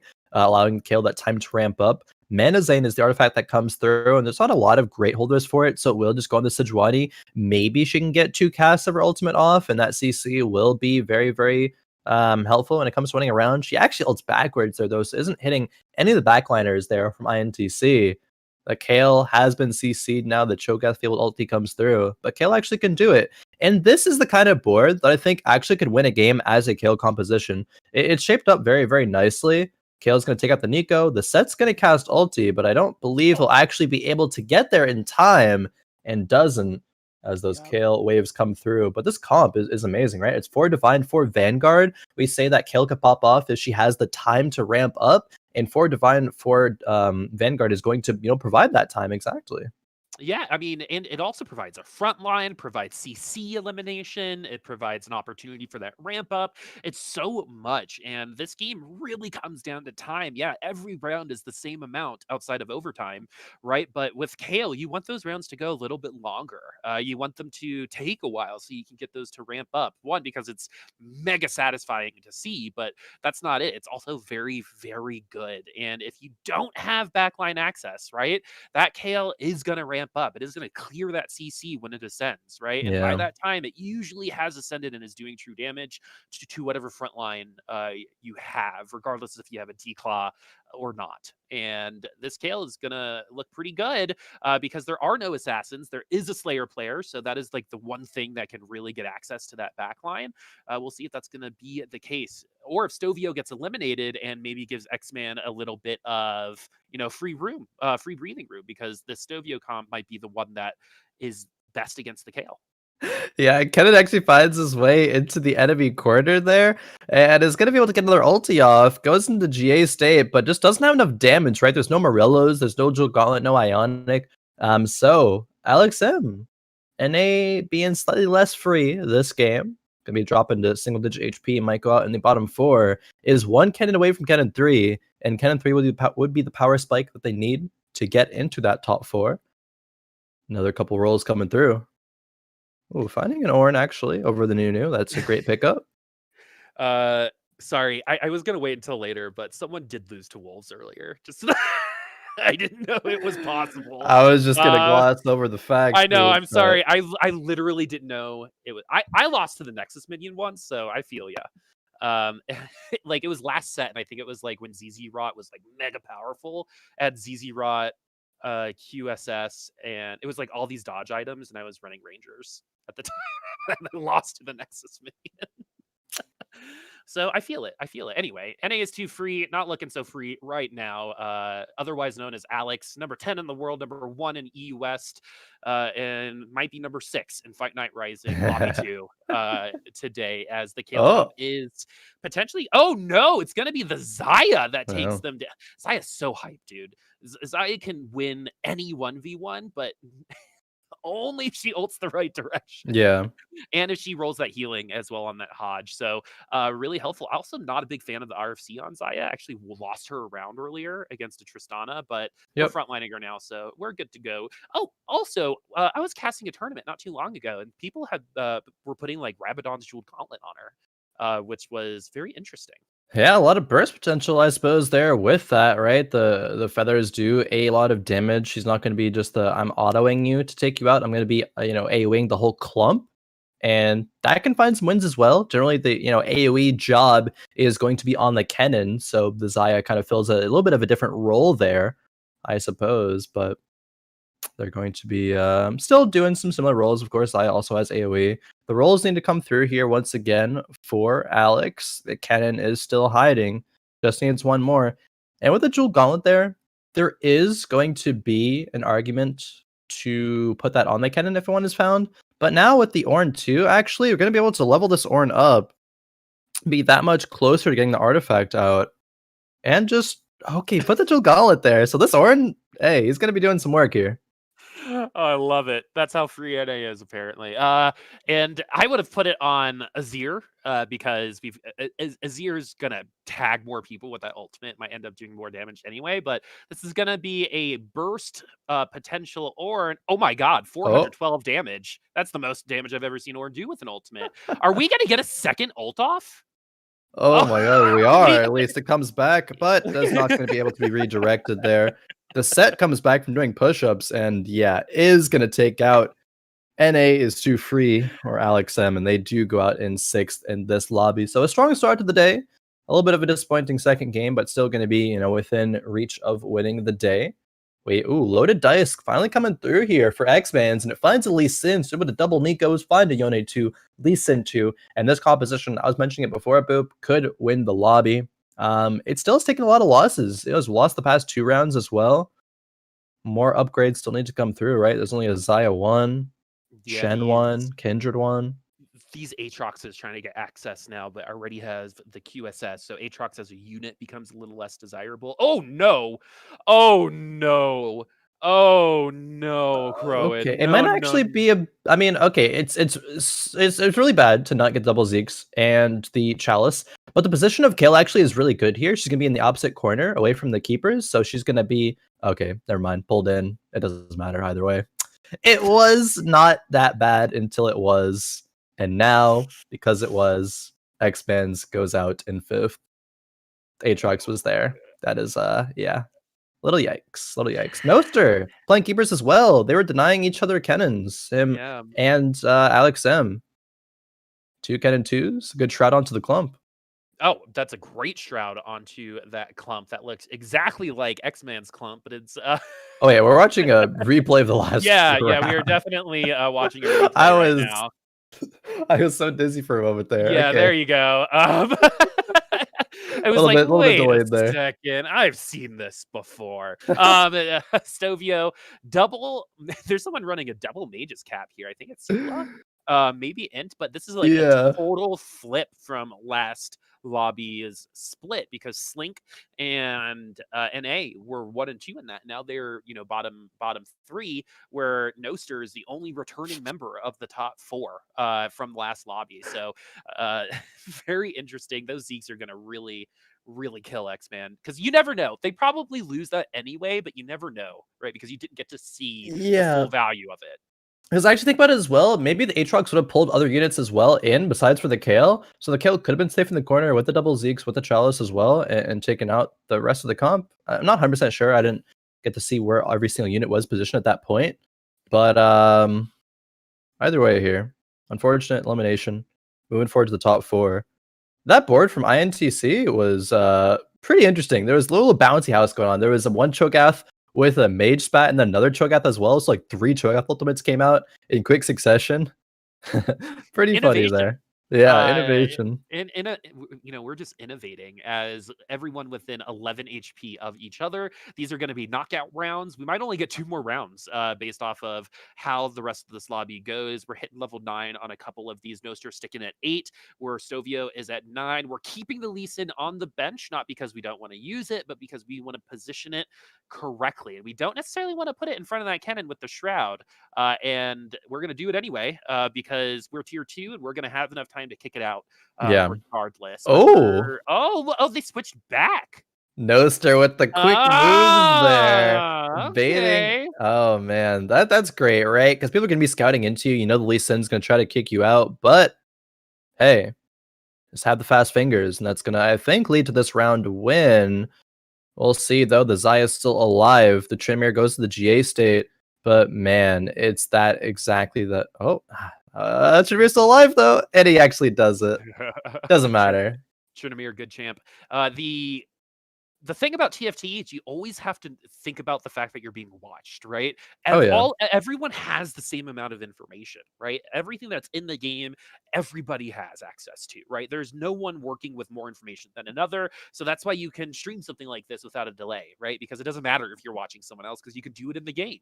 And knowing that you can do these little micro plays like moving your carry to one side and then moving it back, right? Because of what you just saw. We saw them scouting out. We moved the Lee Sin to counter the cannon, and then they moved back. And that almost won us that round. And it's potentially going to lose us the round for Ciulla because we actually did not move anyone around. Set will always ult before Lee Sin as the Lee Sin ends up getting taken down by this tier 3 Shyvana. What an interesting lobby. It seems like we're rock, paper, scissoring right now, where The strongest lobby is Oh, going to be whoever comes out on top of this 4, not necessarily who's strongest right now. And Stovio yeah. is going to fall. Ciulla will make it into the top 3. 3 people remaining. We could get a double elimination at 7-1. Bloodthirster is not what you want to see if you're Ciulla. Very good item in the new set. Oh, yeah. Absolutely awful in this one. And the reasoning is there's just why not build a Hodge? Yeah, is I just think is it's gonna like be my biggest thing. better.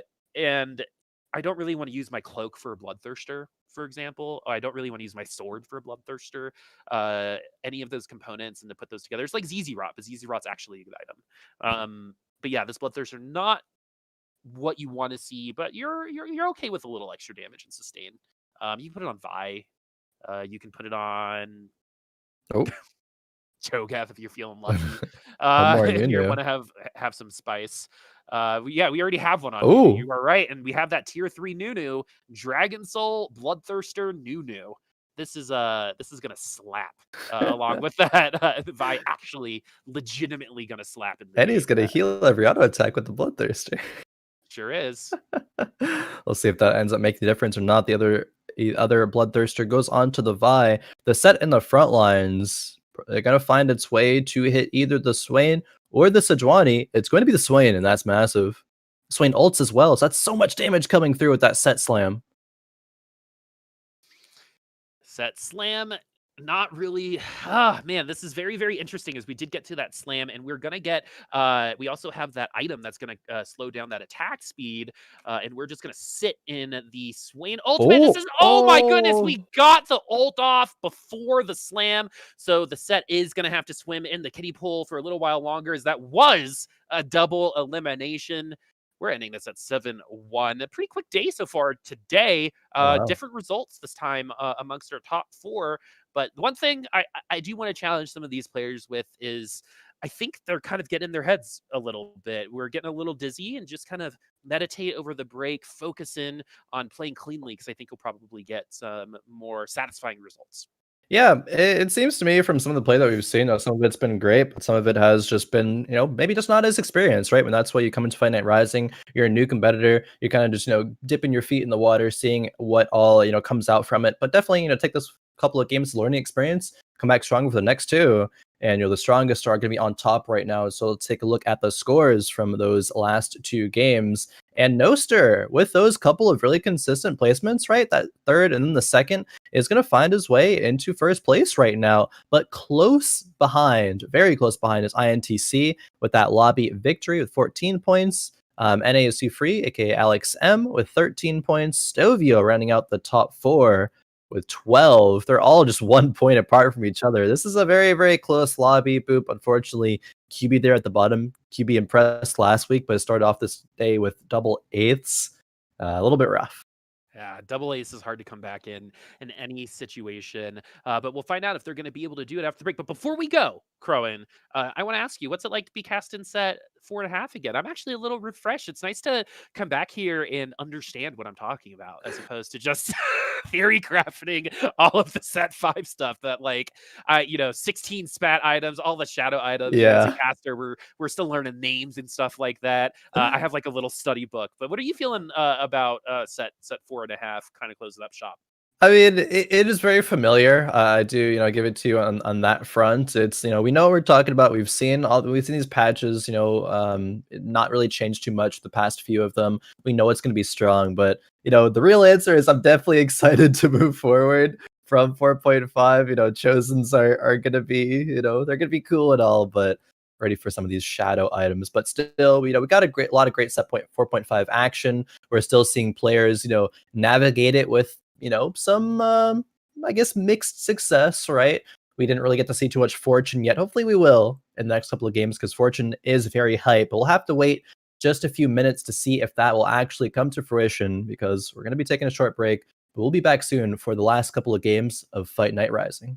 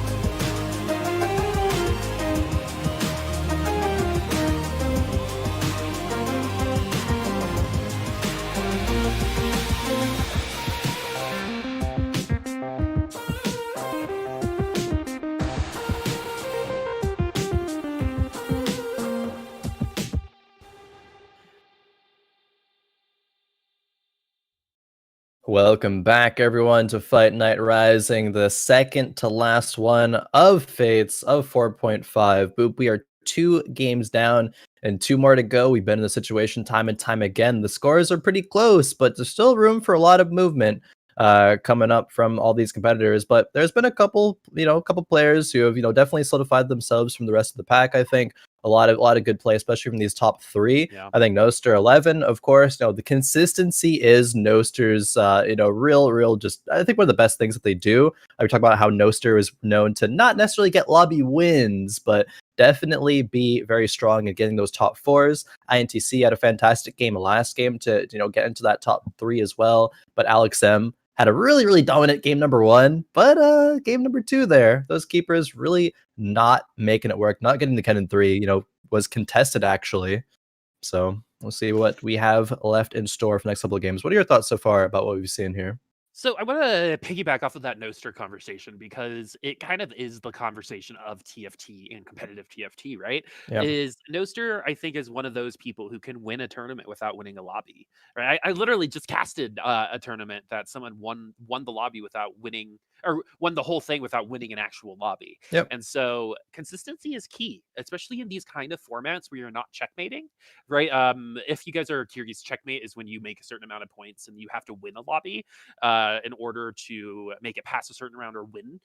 We don't do that here. It's just an accumulation of points at the end. So your results, especially every time you get a top 4, are that much more valuable. So what Noster is able to do is consistently get that kind of extra point by being in the top 4. And that accumulates over time. You get 4 free points for being in the top 4, and you're probably going to finish in the top 4, top 3 anyway. Yeah. And Noster's been playing a bunch of different stuff, which is cool to see as well. One thing that I definitely want to see a little bit more of throughout the lobby is just intention. A lot of people moving in and out. I don't want to say like trying too hard. I don't think that's like the best way of describing it, but it's like overthinking. I think there's a lot of people that are trying to make the best play possible when it's not really available to them, Yeah. right? As opposed to cutting their losses and playing percentages. Maybe too hard on the first or eighth mentality for some of our players. Yeah, I think that I do agree. I think we've seen a lot of that. I think with multiple players today. So I mean, maybe it's people saying, okay, the set's coming to a close. I'm just gonna try stuff out, right? But it could just be not really being comfortable with competition as well. Because being in your first time in a tournament, we've seen players here before in that scenario and thrive, and we've seen players be here before in that scenario and the nerves kind of like get to them, right? So see if they can readjust, as I was saying before the break. But after the first couple of games, get a bit of time to reset and then move forward from there. But I actually, because you mentioned this and going about Noster's playstyle of being able to top 4 very well, but not necessarily win lobbies, at least traditionally. They've done a lot better recently. But what do you think about the checkmate system, Boop, in the tournament? Like being able to reach a certain point threshold and then have to win? Like, do you like that more or less than just being able to win off of consistent top 4s? What are your thoughts on that? It depends on what kind of player you are, right? I am an incredibly inconsistent player. Hmm. So I think checkmate would work for me, right? Yeah. As like my personal preference. But if I was like a pretty consistent top 4 player that I get second and third a lot, I'd probably hate checkmate. You know what I mean? And so Hmm. it really is where you fall on the equation. I like it. I think it provides some hype moments, especially when like 4 or 5 people can checkmate at once. Yeah. That's unique to that specific style of tournament. So, and you don't get that in other places. But also, there is something about getting to the 4th lobby, you having played 3 and seeing 3 people within 1 point of each other, right at the end, and it's like we're ending here. It doesn't matter because with checkmate, you might be there for an extra like 4 lobbies. You never Yeah. know. Right here, it's like you Yeah. have the finishing time. Like you have to think about it a little differently. But I like the model, and I think TFT can fit a bunch of different kinds of models in. I'm really excited to see like what things like hyper roll bring out because I don't know if you're going to be able to score that the same way. But the Yeah. big thing here is I think there's ability to score this in a bunch of different ways as opposed to singularly defining how to win in TFT because I think there should be room for both. I think you should be rewarded for consistent play because this game in particular with the amount of RNG that it does have to consistently get top 4 like Noster does should be rewarded. So Yeah. that's my 2 cents. I kind of copped out with a little bit of column A, a little bit of column B, but I like it. I think No, checkmate it's can be fine. hype as a viewer. I can see the Oh, yeah. frustrations as a player though. Definitely, and from me having competed myself, I think, and being a very like I'm top four player, I'm not playing super risky first or eighth. I generally played very top four, but in terms of like a viewer experience, like for like broadcasts, like checkmate scenario is so hype. You're on the edge of your seat, like can this player close it out right here? You're kind of with them for the ride. But if they don't, and so many players can checkmate at once, it's really provides for a lot of cool moments there. But as you said, there is room for both. But turning our attention now to this game, as the PvE rounds are out of the way, and the first PvP round is as well. Noster took a big hit there. Did drop to all 4 units. Had the potential to run Cultist here, but isn't doing so. Also only has 2 M components and did make 10 gold, actually on 1-4. So it's going to be very strong when it comes to the econ game, just not the board strength. And yeah, looking at this board there from Stovio, probably gonna be another 4-0. Probably. I think it might be. Yeah, I Or mean the it is Garrett's going to like, be. get that low, but no, it is 4-0. You just wanted to give them a little hope, right? Because there's nothing worse than developing a little hope and then having it ripped away from you rather than just having no hope to start with. And so that's what we were being Yeah. provided with today. As we're going to get another cultist comp online. We're going to pick up the Vladimir. It's still to this day, I think, one of the most undervalued units in the set in terms of early game power. It's one of the best supports in the game. Very weird to say that about Vladimir if you play Yeah. Summoner's Rift. But yeah, is a pretty good support. If you're playing set 5, the person who Vladimir's also in set 5 is also still pretty good. Might be better than this particular version of Vladimir. Things like Victor kind of live in that place as well now too. But this particular Vladimir is going to be all about keeping our low damage units alive long enough to win by death by 1,000 paper cuts. Right, Yep. that's kind of the goal as the Oh, Vladimir. As we might actually get there with wow. this Mana Reeve on. Oh, okay. And also this Mana Reeve, very strong on the Lulu. So instead of being able to get it on another allied unit, the Elise pretty much guaranteed that they would only be able to ult themselves. But look Yeah. at how little damage this comp does against the overtime queen that is the Lulu. If that wasn't an Elise, Lulu might have been able to take that 1v3. Yeah, potentially so. I was very surprised that Vladimir actually fell, got CC'd, and just wasn't able to get the next cast off. The Lulu nearly did it, but Noster is now turning that loss streak into a win streak and still making 20 gold while he's at it. Gonna be going for a tier, it looks like here. Grabs the Callista on a 3 cost as well, so he's gonna be able to make 30 gold if he chooses to do that, and also sets himself up for a 6 cultist board. Just needs to find one more, right? Needs to find a Sivir or an Aatrox or Callista, actually. Callista was one of the ones he didn't have. So with this Callista, actually, it's for that 6 cultist power spike. That's a huge power spike Yeah, along with the okay, Lucky there it Lantern at the is. same time. To make 30 Okay, gold as well. perfect. Look at Oh, man. that. So good at the game. And slam Sorry. the Hodge. This is perfect. Yeah, this could not have gone better for Noster. I mean, you literally could have no eyesight and figure and probably find this play when it comes to Noster. It was as clear as day, but that doesn't make it any less valuable when it comes to Noster's play here. Putting the Hodge on is something that might be interesting to a lot of people, but especially when the Callista runs, you actually get a lot of health back when that spell cast does go down. If you do hit that healing Hodge, and the extra power is going to get to that rend a little bit faster as well, as you see the healing take place along with the Vladimir. So again, Vladimir, so good at this death by 1,000 paper cuts kind of style, right? No one on Cultist does a ton of damage all at once, right? Especially at these levels. It's taking 5 of them to take down this Rakan, for example. But because of the Vladimir, they're going to be alive long enough to eventually get that damage, and all kind of like brawlers. Yeah. It was so intelligent as well for Noster to not go for necessarily an M component on the carousel, but to go for the unit. Because I was thinking, I was like, oh, 6 cultists on the horizon. Okay, just needs one of the few, right? There's the Aatrox, there's a Sivir. Oh wait, the Callista, that's what he grabbed. It's like Noster is playing for that out right there and was rewarded with getting this composition online, still being able to make use out of the tier as well, because it wasn't like the tier is going to go to waste with taking the Callista. It can be a Hodge. And with item remover coming through from Lucky Lantern, you can just take that off, put it on a carry, and still keep the Callista if you do want to continue that route. whether it be, going 9 cultists and making Sivir the carry. There's just a lot of options here for Noster, and you can get to those options because of playing this very, very strong early mid-game board. We are looking at an Akali though, and Akali, one of the best early game units in terms of kind of like Wow. Kindred in a lot of 3-cost units. Like they're just good at taking people out, right? Especially in the early game. Akali, if you have anything less than 1,000 HP, you're gonna die, probably. Akali is Yeah. guaranteed at least one, 1-for-1 at this point in the game, and it took out the Callista immediately. So the base power for this comp was removed within seconds, and so we want to try to avoid that by adding some more people onto our board. But we're at 43 gold at 2-7. So by the time we hit 3-2, we're definitely going to be over 50 gold and have a lot to work with. So you're Yeah. not completely upset about being at 78 HP if you're Noster. But Ciulla is 0 for 5 right now in terms of their streak, and that's fine. Because we're running Fortune, Oh, and yeah. seeing that there is a Darius on the board for some reason, the game loves giving you Fortune units and orbs.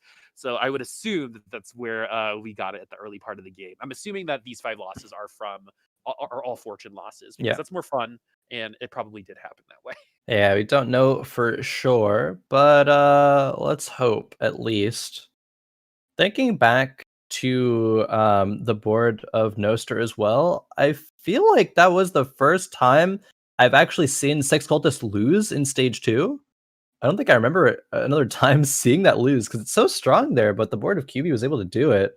Very, very interesting there. That slam on the Wukong, it was holding so many different items, right? Holding a Zeke's, holding a Chalice, was able to get all those aura effects going, buffing up the units in this early stage of the game. But now, of course, we're on board with Ciulla, the Fortune gamer, who has decided to build a Hextech Gunblade, perhaps? That's a little bit early, a little bit committal, and actually will do so. Keeps I'm all the fine rest with of it. the items, yeah, on the bench. Gunblade can find value onto a few different units. I think Nico being one of the main ones, still could be good for Aurelion Soul as well as Katarina. If we do end up pivoting into the Warlords, but still going to be losing right now, and takes a big loss at that, dropping down to 59 HP. Yeah, there are good and bad losses, friends. And right now, we are in Fortune jail, and we don't want to get a life sentence. Okay. Yeah, um if we if we're stuck in Fortune jail forever, we're gonna probably have to start reading some books and put some stuff on those shelves. But I'm sorry, I'm in a weird mood today. But Ciulla, I think, is running this quite well. You want to get on this loss streak as quick as possible if you are running it, but 59 HP is pretty low. As QB, who has done the complete reverse, hit the first 2 lobbies, yeah, got 8th both times, is now leading the lobby. Usually the person who's pacing the lobby does not win it, but you never know what might happen to someone like Hubie, who is only 4 HP ahead of X-Man. But that really doesn't matter at this point in time, as we're still kind of ramping up. 3-2's like the first checkpoint to see, okay, am I going to top 4?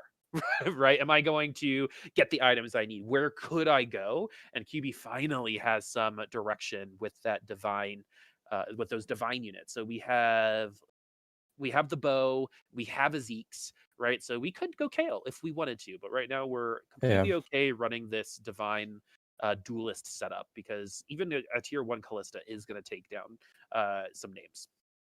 The thing about this composition from QB right now is generally, if you just play, strongest board, slam a lot of items, it's going to be to get a top 4 placement. But I think with the items that are slammed here, they're going to be able to allow a lot of, flexibility when it comes to the late game. And with that, being able to go to perhaps a fast 9 and as well for legendaries, you can play, Samira if you find it. You can maybe even play the Yone, the Swain, like whatever you find, and use it to still win the lobby. And QB coming into the day, getting double 8ths, it's like, all right, either you just want to get some top 4s under your belt to like preserve your mental, just not want to go 8th again, or you play for that first or 8th style. But I think that QB actually can go first with this board right now if they can translate it into a fast 8, fast 9. So we'll have to find out. They do end up losing that round, unfortunately, even though they leveled to 7 to preserve the streak. So that's already not looking good when it comes to the win. But We did cash still, out the though. possibility is there. Yeah, Ciulla did Ooh, cash out. yeah, cashed out. Is it at the 6? Are we about to get Thieves Clubs? The 8 is the dangerous one. Okay, 6, 8 is 7, the and dangerous 9 one. are the good ones to do.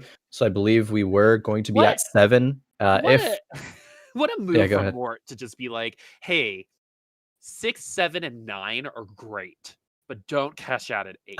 You know? I mean, I'm not sure it was like really intentional. It's like, oh, thieves gloves, like a bunch of thieves gloves put on your units. Like that seems good in theory, right? Ended up not being the case. This doesn't look like it's going to be a full 7 cash out. So Ooh, perhaps Fortune was not going to be in for as long as we thought. Looks more like a 4 or 5 cash out there. Does give a couple items, give some gold. So Ciulla, yeah. is it gonna be enough to allow them to stabilize? We'll see. They go 7. Able to put in 3 mage. Can sell the Annie if they want to for 40 gold as well. So we're okay when it comes to gold and level. The only thing we're not okay in is HP. Well, think about the fact that we saw Ciulla get absolutely destroyed 6-0 a little earlier. So Yeah. that HP differential is equal to, I think, the 10 gold and 2 items they got, right? So whatever power this chalice turns into, and I mean, when you win on Fortune, you want to try to get back into it at least in the next couple rounds. You might lose the next round because you're like might be mid pivot, right? And trying to still get to your power. But I mean, still, you don't want to lose after cashing out on Fortune, because what ends up happening is it was like you got like a visitation in Fortune jail, and then they're like, you got to go back to your cell, and here we are. Still in Fortune jail, unfortunately, as we pick up the Kale with no good Kale items. At this point, I think you kind of commit to the Darius, because that is looking like the only out we have right now, and a Darius 3 could get a top 4 if you're lucky. Ooh, I mean, that is going to be a very, very tall order. You got to get real lucky to, get the Darius 3, as well as just, get to a top 4 with it, especially being at 34 HP, 22 HP below 7th place right now. I think a transition is going to be on Ciulla's mind, especially with the Nico, right? You could find a 4-cost carry that you want, at least a pair of them, Nico it, and move forward from there. But again, we have to get there. So I believe we're going to see probably a roll down happen at 4-1, level 7 selling Darius at that point, but we could see a scenario boop where you level up, you sell your chosen roll down and get weaker. That does happen, unfortunately, to some of these players. You take 2 steps back to take a potential 3 steps forward, right? But you Yeah. might get stuck on your second step. That's the unfortunate thing about TFT is, again, time is everything. Time is money. Time is what this game is based off of. That's why you can predict so much, but also mess up so much, because remember, the Mhm. longer you take to make your first decision, the shorter you're going to get for every other decision after that, right? Oh, man. So it's something that you got to really consider. The Kale pair was sold. The Darius was picked up. Boop. We might be going that Darius 3 as you had predicted just a few moments ago. And that's going to be hype, right? We get the Fortune in Yeah. for a long time. We get Darius 3. Can he slam? Can he dunk? Bring us back to the good old days. Welcome to the jam. I Yeah. mean, I want Oh, we got the Oh, jeweled gauntlet, dude, and all double right. Nikos. This is possible. This is possible, dude. Oh, man. The This the might be route to legit. victory is there. It, it is literally one road, one lane, and Darius is driving your taxi. And I don't really see how else this can go, especially with the items that we had, because you put Oh. maybe the jewel gauntlet on the Darius, and then put Morellos on someone like Pike or something like that. We will see. We're trying to fit in Elderwoods right now, but we might be forcing it a little bit too much. Are we going to go full Uh Rabadons, or are we going to go Jewel Gauntlet? Okay. I mean, that Yeah, this TF is definitely better. doesn't need to be in. Could have been Elderwood over the TF for sure there, but Sela not recognizing that in the moment is going to build a Morellos, which is great on the Pike, good at spreading that. But the Darius tries to dunk, but gets stuffed right in his face, and Sela drops down to 16 HP.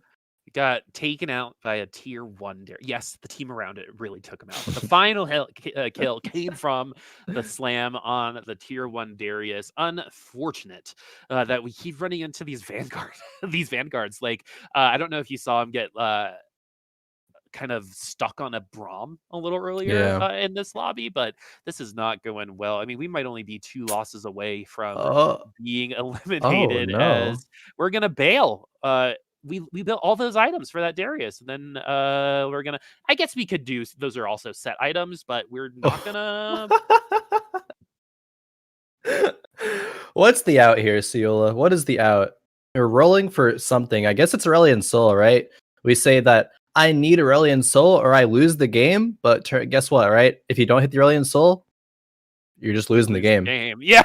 Where are you going to even put these items now? I mean, you have 2 Nikos. Like, you don't need, and you're at level 8, you didn't roll into any 5 cost units. That is one of the bigger feels bad we've seen in Fight Night. And we're probably going to lose again. Not probably. Oh, no.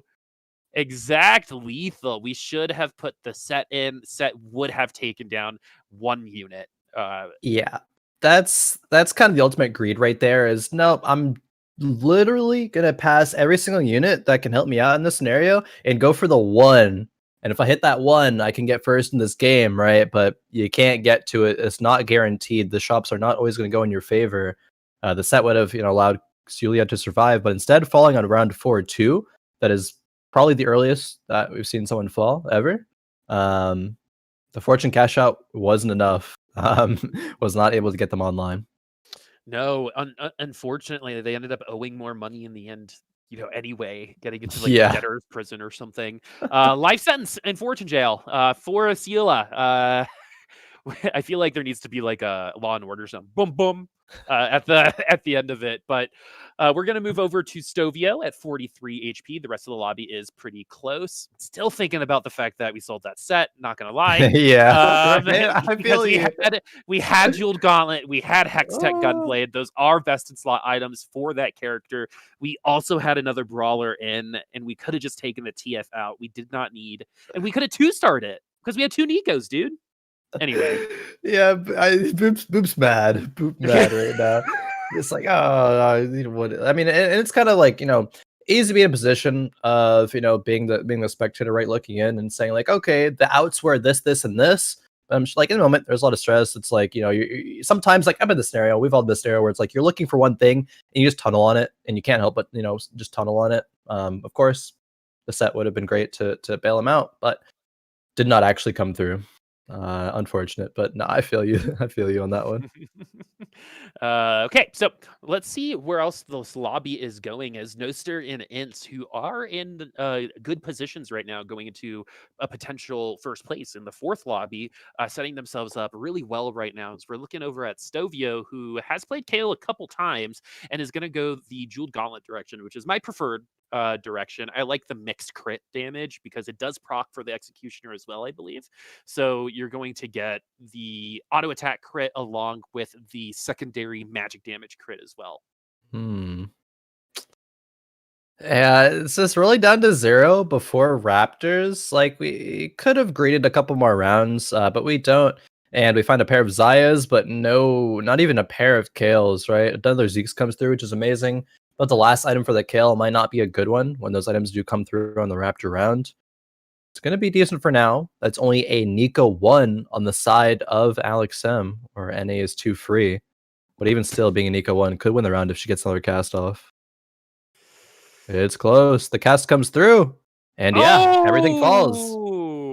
I feel like Nico probably like got up from that GA and just like, brushed off the shoulders. Yeah, right. Right? This is, I No don't even sweat. need to be Too awake for free. this. Too free. Yeah, exactly. And, like cool people don't look at explosions. Here's the swimming pool. See you later. I'll go on to the next round. The thing about that's always been interesting to me about putting stacked items on Yumi is, yeah, I mean, of course it's a good person to use a lot of that stuff to try to get more Yumi ults, but you're not going to be able to purposely put it in a position to get on a specific unit that some people like.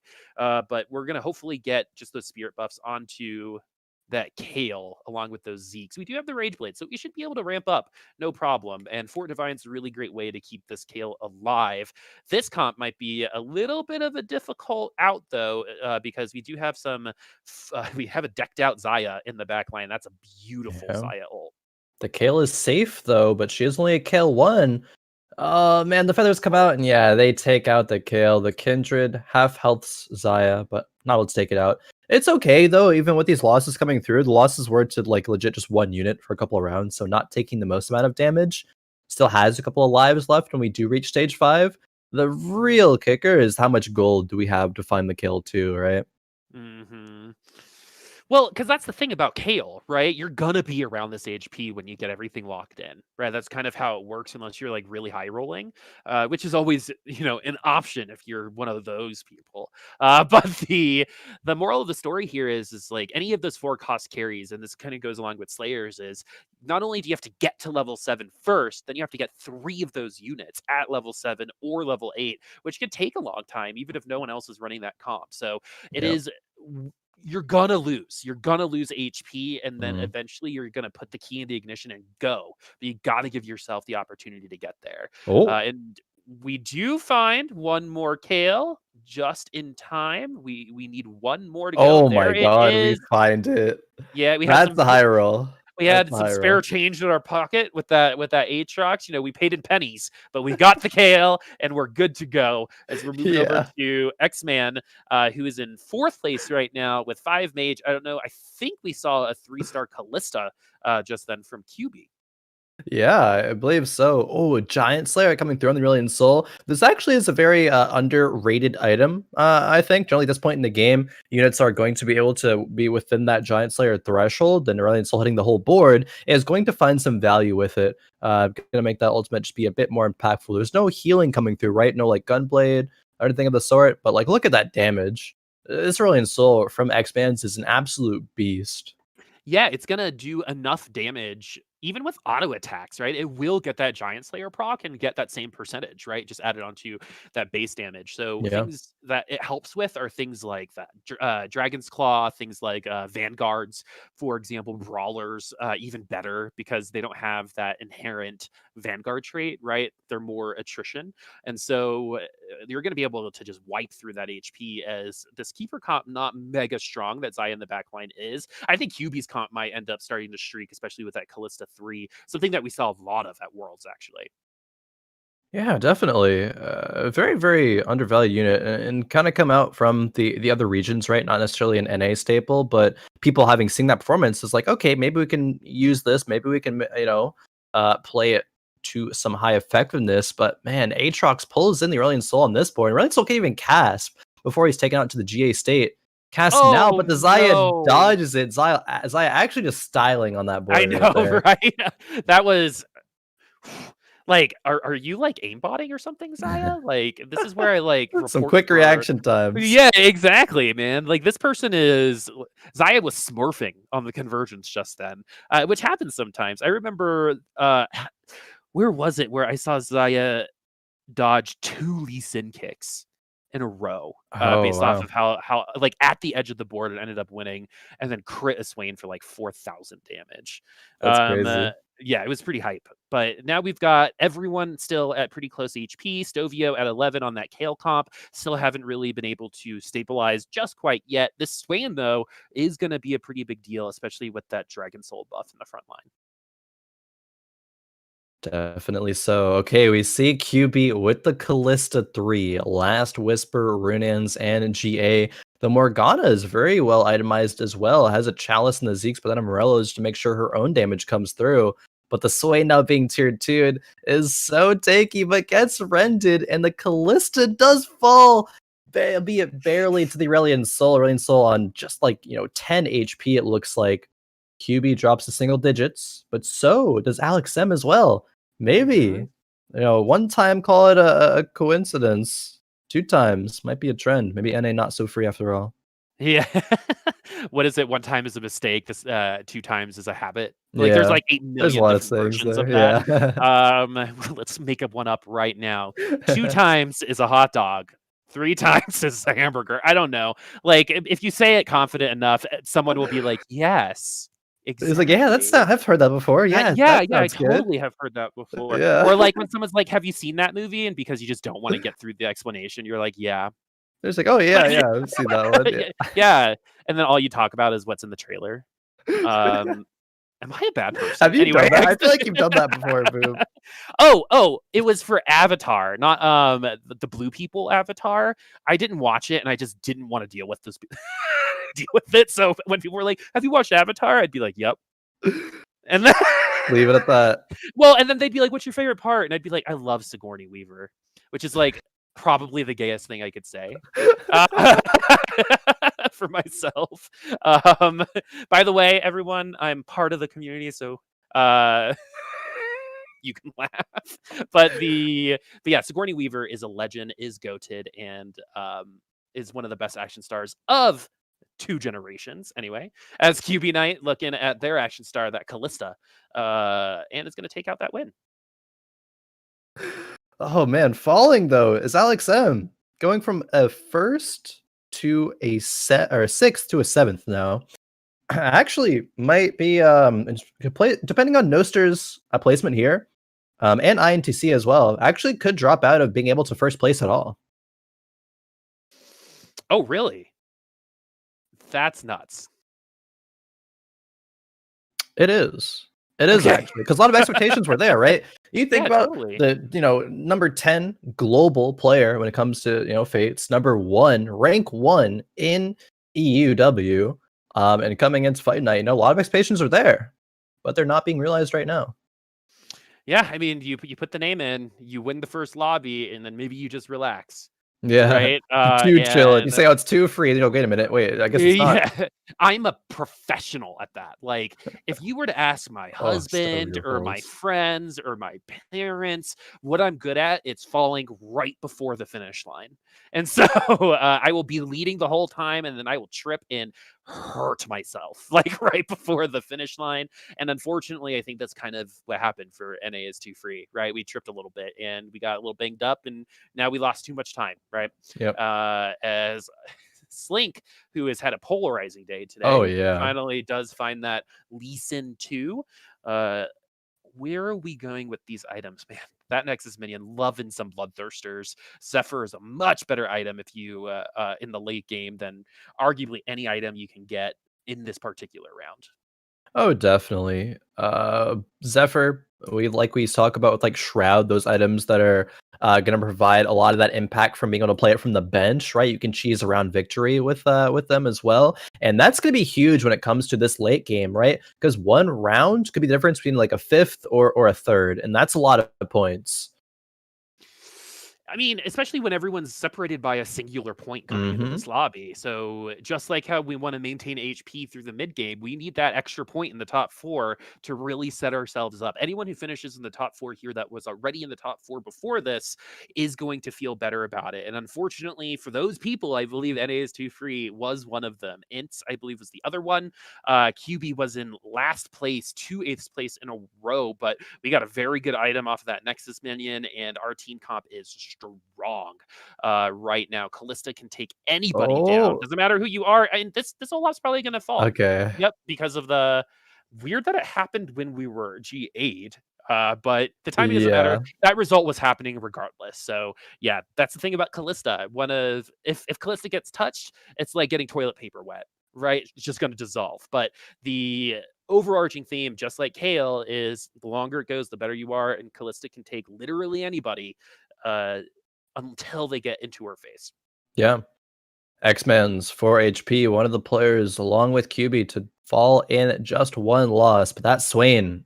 Very, very tanky the front line. 3 defensive items, Gargoyles, Warmogs, Frozen Heart as well. Repositioning Aurelion Soul to the correct side. It goes to the left side. No frontline positioning here, which might actually have been better in this matchup. We'll see how it plays out. Ooh, the rock-propelled fist does grab the soldier out of the corner. Good thing that was there to protect the Aurelion Soul, but now the damage is coming through. Swain is going to be taken out. Aurelion Soul tries to do as much, but the Olaf has actually gone to the other side of the board. And now the set comes through, and the set takes out the rest of the unit, so INTC falls in 5th. Hoo-wee, that's the thing about Aurelion Soul. Why you hate him and why you love him. That stress, right? The stress that I'm sure X-Men just experienced, right? Where it always seems like it comes down to that last ultimate, right? Kind of like Ari from set 4. You have a certain amount of time and you see that blue line get slowly filled up and you're like, just get there, and we got there, and we're going to be in the top 4 this time around. Noster feeling very, very good about their position right now. Was probably fine with just finishing wherever in this top 4 right now. We might get a three-peat in terms of winning weeks from Noster. We very well might. Noster, 19 HP right now. Could survive a round loss right now, so is it a better spot to get even a top 3 or a top 2?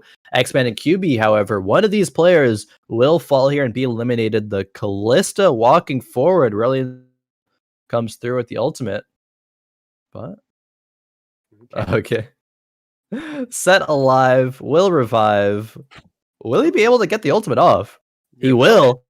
Oh, but the Yone comes through and Yone secures the deal there. QB takes out X-Man. SlinkMonsta drops to 1.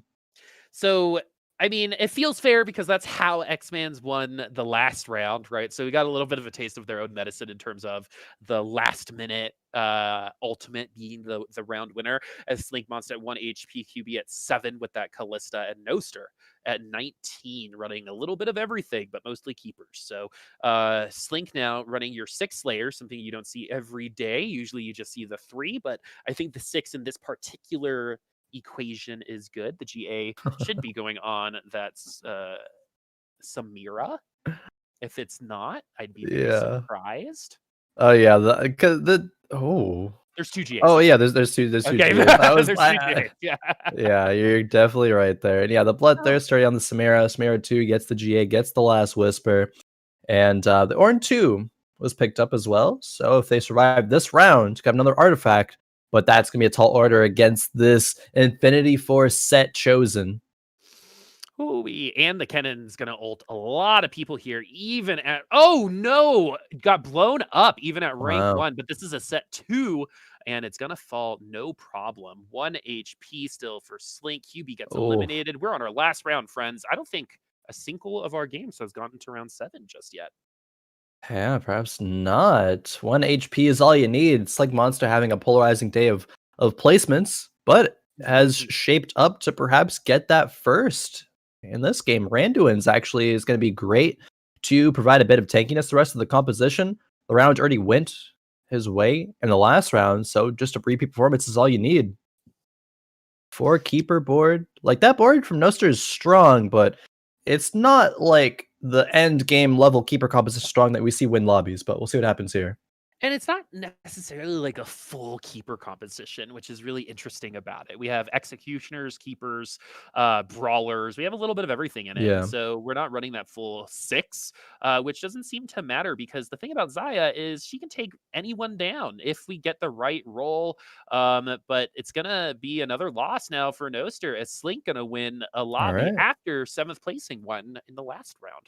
Yeah, going from looking dizzy to looking real focused in that one. SlinkMonsta turning that game around, and hey, maybe the break is all you needed. Just, realign your mental and come through with a, I wouldn't say dominant victory because you're 1 HP. It was a narrow victory, but still some impressive plays nonetheless to get there and to identify, 6 Slayers is the route, because usually it's a 3 Slayer composition with a lot of other side synergies that get first. But you can very well run 6 Slayers, have multiple carries, right? There was the Samira, there was the Olaf, and even to a lesser extent, the Tryndamere had some items as well, so was able to participate in those damage charts. But after 3 games, Boop, and they've been relatively fast games, we're going to take a look at the scores right now as they are ready. And yeah, Noster consistency with a 7th, a 3rd for 7 points, and then 2 seconds back to back, but still no lobby wins. I mean, it's something that has cursed Noster their entire career, right?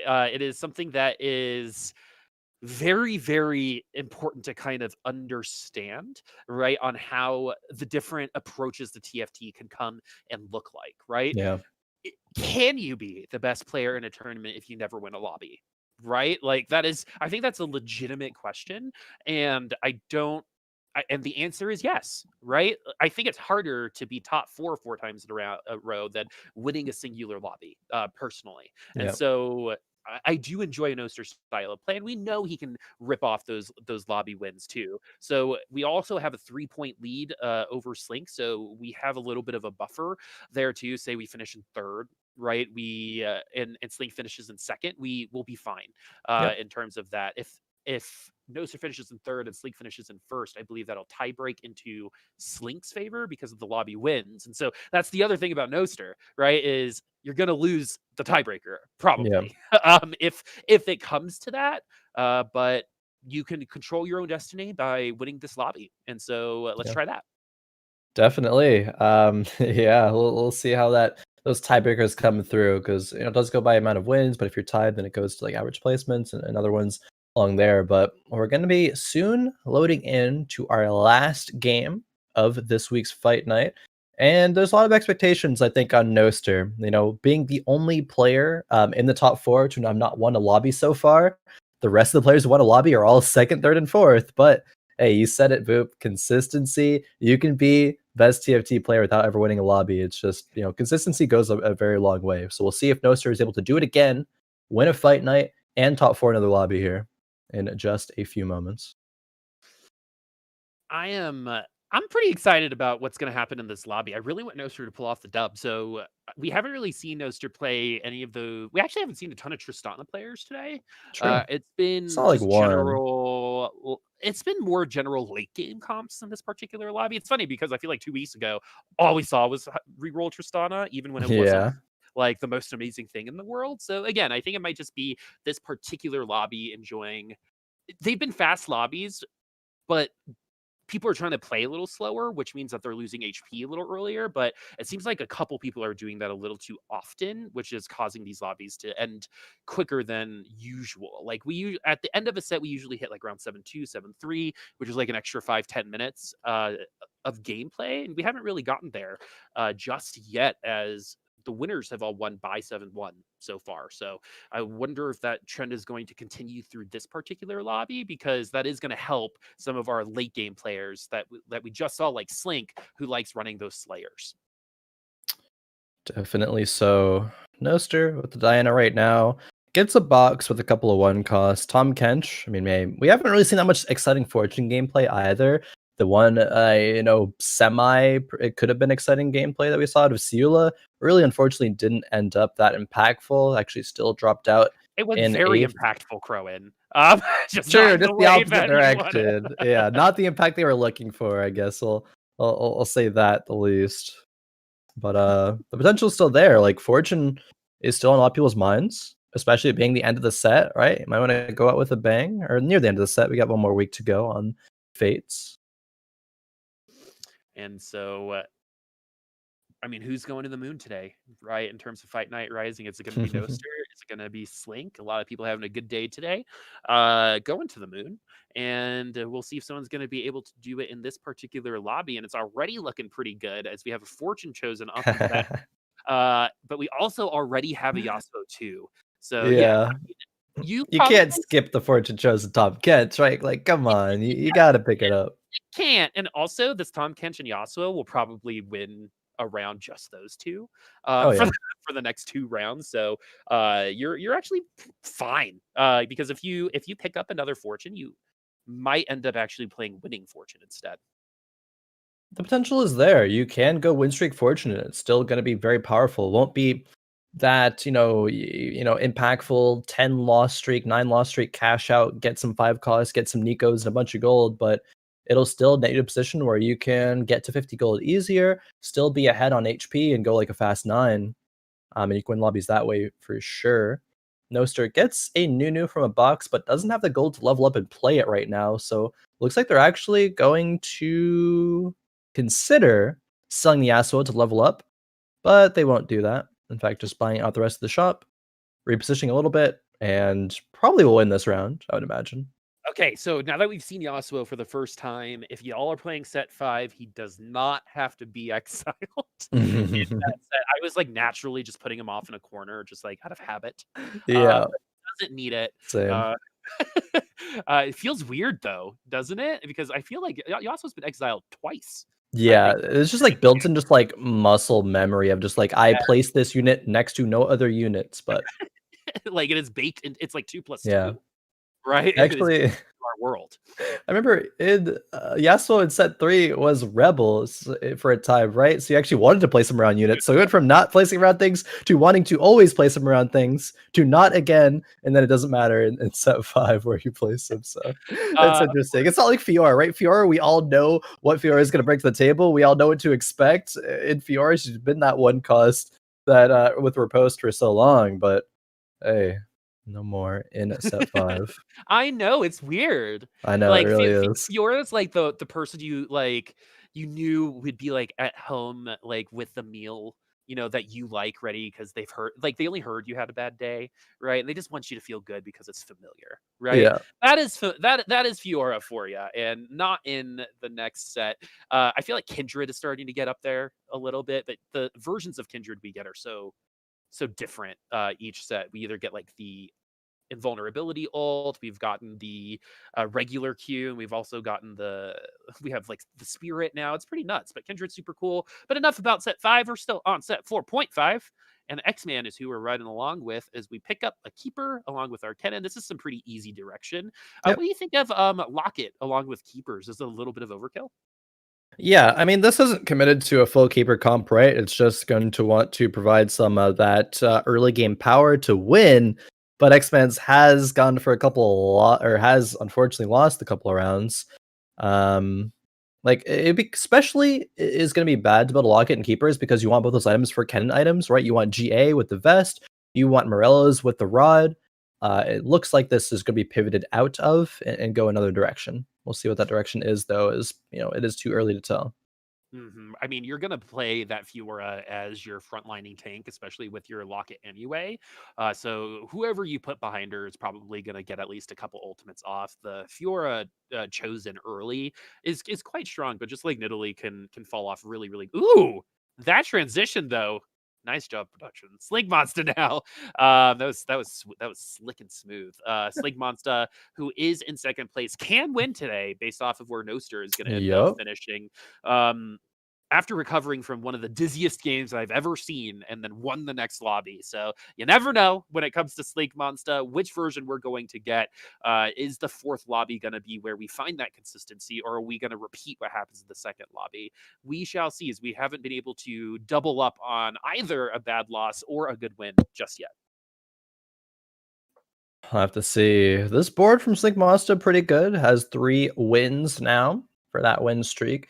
And just Tristana early game is so powerful, right? This Tristana board was the thing to take out the Fiora chosen that we saw a bit ago, and with the keepers paired along with it. But Tristana just output so much damage. But the Rage Blade, right? The key item right now to allow Tristana to win. Rage Blade is not really going to be used on that many carries later on in the game. You really never run Rage Blades for the Slayers. You only run them for like Shyvana and Kale, right? Maybe Callista as well. It could find a way on Callista, but it definitely limits your options building a Rage Blade early like this. Oh, it's one of the biggest baits in TFT, just in general, in my opinion, and always has been this Rage Blade. It was broken in set 1, if you guys remember the historical precedence of Rage Blade, but really hasn't ever been. Maybe we've reached some similar power levels, but it's never been an item that you can just build on anybody, right? Yeah. I think it used to be back in the day. Because remember Rage Blade Vigar with Shojins, or like double Shojins Pike from back in the Yeah. day. hmm So we don't really have that style anymore, even though some of them have the same abilities. And so that Rage Blade only really good on someone who's going to pump out the damage, right? You're not really going to use Rage Blade to get ultimates like you used to in the past. A couple different options from Noster on this board. There was potential for brawlers putting a Cho'Gath in would have a lot of CC, but just wanting, I guess, a bit more frontline, a bit more damage as well. You get the Duelist Sin with the Yasuo and the Callista. You get the Galio Slam as well. And go up against Noster. Or no, this is Noster, sorry. Going up against... Oh, actually, who is that on the other side of the board? Oh, it's X-Man. X-Man's. Okay, I couldn't quite read the name initially. But X-Man's probably going to take the loss here. The Sunfire, also a great slam in the early game, is going to just allow this to be a more decisive win streak. Going to fall off a bit once we get to later on in the game, but still is going to be paying off right now. Okay, it paid off for him just then, but this is the type of team comp that can fall off, and not just slowly, but quickly. Like, you're gonna be on an 8-game win streak, and then you're gonna lose 8 games in a row if you Yeah. don't get that Callista online. We decided to, we still have our Fortune chosen Tom Kench, which means we're just confident in that kind of front line. If we do happen to find another Fortune, we might just slip it in for a couple extra gold a turn. which actually would be kind of nice now that we got gold on that particular round. Nice Hextech Gunblade if we want. We got a GA as well. Where are we gonna go with this? Because that's the whole Huh. thing about cultists is you kind of keep your items on the bench until you absolutely need to use them. As we're gonna start pivoting into some brawlers. Okay. Yeah, so Noster sold actually the Vlad pair, as opposed to selling the Vi that was just singular, no pairs, which makes me think that Noster definitely wants to go for some sort of brawler mid game at least. Potentially could go for a Shyvana composition, because they have the GA, which is good for her. Just need like a Rageblade Hodge. That would be fantastic as well as a Runans perhaps, but leveling up to 6 on 3-1 means that Nostra wants to protect this win streak, wants to be as strong as possible, get the 4 Brawler in, which is a huge buff. Go pick out Slink and that Rageblade now paired with a QSS. Looking like she's going to fall in this round. And yeah, gets taken out. So Nostra continues the win streak, and that's probably because of that level up there. Nice forethought, right? Like a lot of people just think about the next round. Noster's not one of those players. Noster and Sphinx are probably two of my favorite kind of long game players that we get to cast a lot of. Noster understands each section of the game pretty inherently well. And even though we committed to that level up one round early, what we're going to do now is we have potentially 30 gold. We can probably sell the Vi if we lose this round. But now when we hit 50 gold at around 4-1, we're going to be able to have a little bit of, play money when we get there. And Noster is feeling great about that. Definitely. Even oh, okay. Bit of a worry here as Tryndamere finds his way into the back line. Tryndamere, at this point in the game, can definitely carry some rounds. So Noster is going to lose the rest of his front line. The Galio there being the last one, but The Elise Mana Reeve, dude. oh yeah, Oh, no. Tryndamere can't do it. The Mana Reeve almost won the round for the for that cultist comp for Wow. Noster, but it is not going to end up happening. It wasn't even a cultist comp; it was just a duelist at No, that point, and we're going didn't to keep pivoting. didn't sell the Vi either. So really wants these brawlers continually just in there. That's it seems kind of unorthodox to me seeing Noster like very unwilling to just sell one of these units. I guess to make econ. It's like you don't have to go brawlers here. There's still a lot of routes you can go. I guess it's a bit awkward having already slammed the Sunfire. You like don't really want to go keepers at all ever because Sunfire and Morello's definitely overlap, and that's 2 wasted components, I guess. And again, those components also build into GA and Morello's. But even still, Noster kind of a lot more inflexible than I would have imagined. Yeah, I mean, we already built the Sunfire, so maybe already kind of thinking of a beefier team in general because we committed that is like my only question as to why we might be here. I mean, it worked. We won the round, and we're gonna pick last anyway. So you're probably just kind of like, all right, let's see if I can sneak into maybe an earlier pick with that round. Maybe it was the question behind it, but we're gonna go ahead and pick up a large rod for NA is 2 free on that Shogath, which is actually contested right now with Noster. Yeah, a little bit there. See where this ends up going. It looks like they're playing Fortune right now. Yeah, they have 3 Fortune on the board. I wonder where they'll. Oh, they actually just cashed out. It looks like that last round was a win. So let's see what they're able to pick up here with that in mind. The boxes come through, so is the Lucky Lantern, and it's going to be some units. They were invisible for a second there, but it's Kale and Aurelian Soul that come through. The items that are already on board. It's Last Whisper and the Ionic Spark. Those don't really lean into either of those comps. I guess you can like frontline a unit with the Ionic Spark while you backline the Aurelian Soul, put some different items on them. But leveling up to 7 here, still on 30 gold. Still a lot of work to do in this composition. Morello's is built onto the Aurelian Soul. Not a fantastic item, but either way, it just gets taken out by this Akali. Mid-game Akali, you were talking about it in previous games. The Yeah, early mid-game Akali, she just does so much damage. And it's yeah. tanky with the declaw as well. She's a guaranteed 1-for-1, right? She will take someone down unless I guess it's not guaranteed. It's like a 90%, right? Unless Sure. like the first target is someone like really beefy, like a Shyvana after they've like during a transformation or something like that. She can get stopped up, and this has always been Akali's problem with high HP targets. And so she finds herself very strong when there are still tier 1 units like this Brand and this Aurelion Soul in the back line. That's where Akali is going to really find their power and then Yep. fall off really hard. Because that's the thing about this set. There are some comps that do really well up until like 4-3 and then never win again. Mhm. And so you have to really think about that tempo. And if you know you're going to start losing and you haven't built to top 4, you've got to try to change some things up. Definitely. Noster not changing things up though. Still running those brawlers, still running that Tom Kench Fortune. Still doesn't even have Fortune in there, it doesn't look like, but has a couple of keepers now with the cannon. This Tom Kench though, gonna be a bit too tanky to take down, I think. And Tom Kench likely to take down Alex M here. Does do that. Noster continues that prowess, continues to be on top of the lobby. Couldn't really sell anything either there, because you're already on a Pike pair, already on a Darius pair, so not wanting to give those up just to make the gold threshold. Now playing 3 mages though with the Lulu. I'm curious as to what they do on 4-1. Like, do they roll down, try to get stronger? Because you probably like have to, I would say. We're not running Fortune anymore, so there's no like outs. There's no reason to loss streak. Mm-hmm. We have this is like a situation like you're on a road trip and you could take like 3 exits, but each exit is a different direction, and one Oh, might be really long, one might be really short as we get some good items the for this particular team comp. The yeah, Hextech Gunblade for that Aurelion Soul is going to be absolutely huge, or we're going to go we're going to go GA instead. yeah. I think Hextech Gunblade with Aurelion Soul not consistent, right? We talk about all the time how Aurelion Soul barely wins rounds, and so maybe we just want a little bit more consistency. Maybe we like playing Slayers a little bit better than we do like playing our mages. That can definitely be one of those options. We put the tier on just to get to our ultimate faster. I don't know if we need it. It's going to turn into a Hodge most likely. Yeah.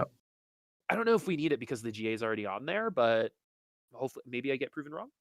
I mean, it's not gonna be bad, right? You have the item remover even in the scenario where you Oh, don't that's end up true. getting Yeah. Hodge. But the big thing there, actually, from Alex M, was that during the Wolf round, the boxes gave a pair of the Aurelion Soul and the Olaf. Like, the boxes specifically gave those 2 4-cost carries that he was running. Like, that's actually insane, and means that you're not forced to have to roll down 7 just to like find something. You can actually greed out. You're kind of strong right now, so you can greed going level 8 and then rolling down with a little bit of gold, and you're more likely to hit something at that point because you don't need to find two of the units, right? You only need to find another one. So it's actually so insane, and could be the reason why Alex M comes back in this game. Actually, could win, but a long way away from that. But the route is there. The win condition is being realized, at least for now. We have an extra kind of like shady tier. Maybe it's a real one on both the Darius and the Olaf. So we'll see what those turn into a little bit later as the ASL is going to get pulled in. Aatrox's one of the best counters to cornered units, especially if you notice they are not wearing a QSS, as the QSS is actually going to neuter a lot of the damage going into that Tristana through that Aurelion Soul ult, along with the Yumi. Man, that's actually a pretty scary comp. It's very Aegon-esque Yeah. in its performance, as we're going to level up at 4-3 and roll down for a better Chosen. We're looking for a 4-cost Chosen. There is already an ASOL Chosen on the field. I believe it is QB Patooties Chosen. Just got an Olaf 2 as well. So we're actually contesting the Oh, person right below us in the leaderboard. Yeah, Olaf 2 and Aurelion Soul 2 already with the same kind of package around it. So this is actually not the greatest news for NAS2 free. Frontlining ASOL is also pretty intriguing. One of my favorite kind of fun things to do, especially if you've got the GA. yeah. 2 Nikos as well for QB. That fortune cash out that they got earlier on in the game was pretty massive. The Olaf 2 and Aurelion Soul 2 as well. I believe Ooh. Alex M did get the Aurelion Soul 2 there, but no nothing else really, at least as of yet. But QB has stabilized. Is looking for that Swain, I think. Being able to get a Swain 2 potential is huge. And yeah, the mouse is hovering it. The clicks are going towards it. And that will be a Swain grabbed. Swain 2 incoming, I would imagine. I wonder if we're gonna invest in that set. With those two Nikos, because Set, I think I'm still upset about the other one. I think We don't need it anymore, Boop. It's I time know. to I'm move sorry. on. I'm sorry. I hold grudges. I would like to say I'm just kidding.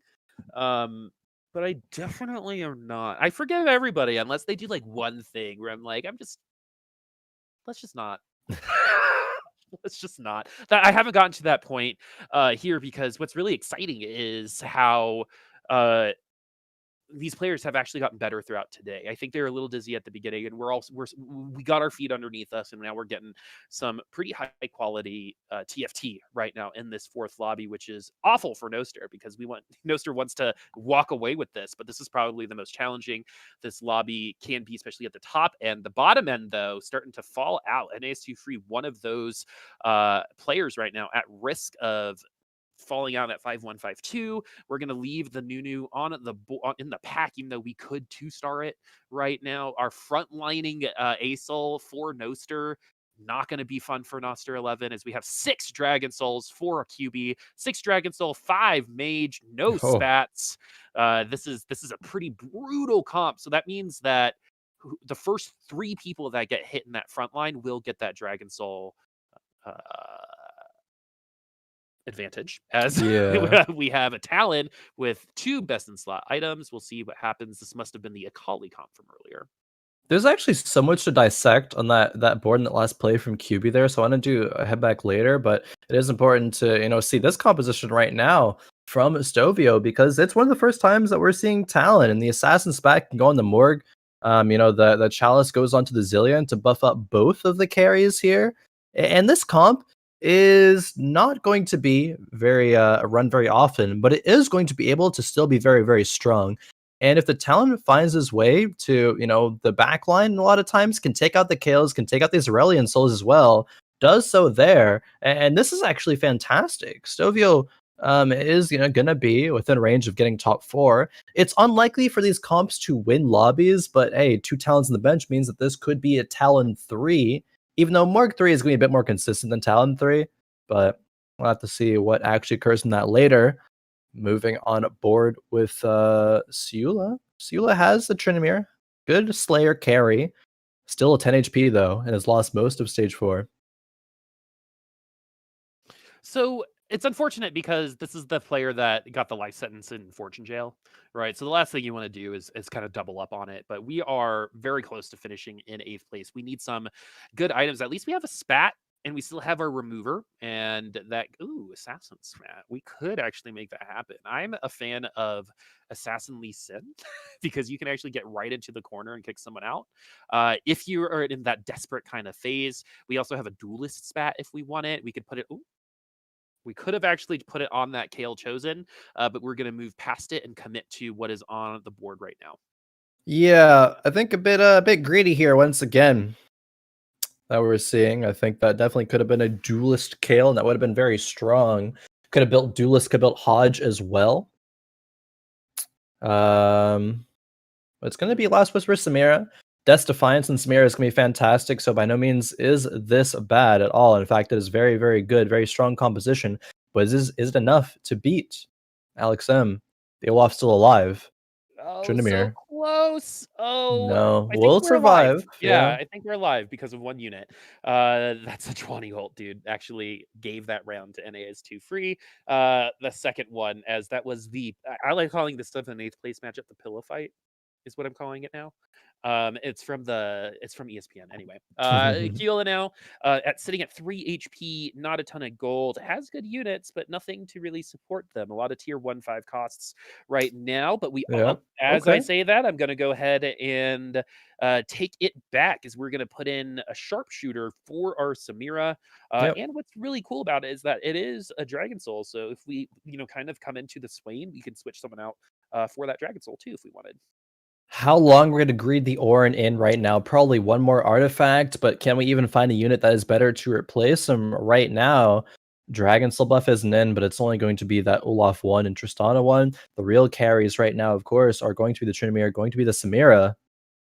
Can they do it, right? It's not looking like it. This board, the Trinimir jumps into the back line, but no. INTC there, taking out Ciulla. for unfortunately another 8th place there. The line was looking good. You had a decent comp, but unfortunately just bad matchups. Why don't my Talons do this? Is it my fault? These Talons are winning rounds. My Yeah, they Talons are. die immediately, You should just no matter micro them where I better. put them. Thanks, Khroen, I appreciate you. You know what's something I noticed about you yesterday when we were playing? You can be really mean to me, and I don't What? even think you, I don't even think you know how savage you could come across sometimes. Boop. That was purely a joke. I hope you're not offended. Of course, Oh, you cannot micro absolutely units in not. TFT. Absolutely not. I thought it was so funny. So yesterday we were playing some games. And I was playing what was the double comp Legionnaire something or other. Legionnaire And Assassin, yeah. then you were like, "Hey, so that you're playing 2 different comps. That's cool." And I don't think that's quite what verbatim was said. Gonna but it's be, the kind of the yeah. feeling I got out of it as we get another Olaf win. QB Knight gonna fall on that particular round with the 2 Nikos on the bench. We're searching for Ace all 3, it looks like. You like how I just switched the subject so you couldn't argue with me? Yeah, very, very well done, Boop. Thank you, appreciate it. I I'll grew have up some with words. DC. Yeah, no. But yeah, we're rounding out this game, right? There's a lot of players on it, but like 1 or 2 lives left remaining. The only player that's has really separated themselves from the pack is going to be Noster 11 up there with 45 HP, and Noster, shaping himself up to win this fight night to get a consistent top 4 placement yet again. See if he does so, because while these players are still on that mid 20 HP, there's still some win streaking opportunity for a lot of them, and Noster's comp isn't really that strong. Noster's running brawlers, and they fall off unless you get that Shyvana 3, the set 2, things like that. But Yeah, ooh, and I don't remove her actually. everyone Great. kind of sticking around for this particular lobby. Remember, we have had 2 people die before Wolves today. One person lost to Wolves today. So again, this is definitely the stickiest lobby we've had so far in terms of who's still around, which is everyone except one person right now. So everyone's still in the driver's seat of their own destiny. And again, this is where that mid-game HP differential really starts to come into play. X-Man has 1 more unit more than NAS2 free to kind of work with in terms of that placement.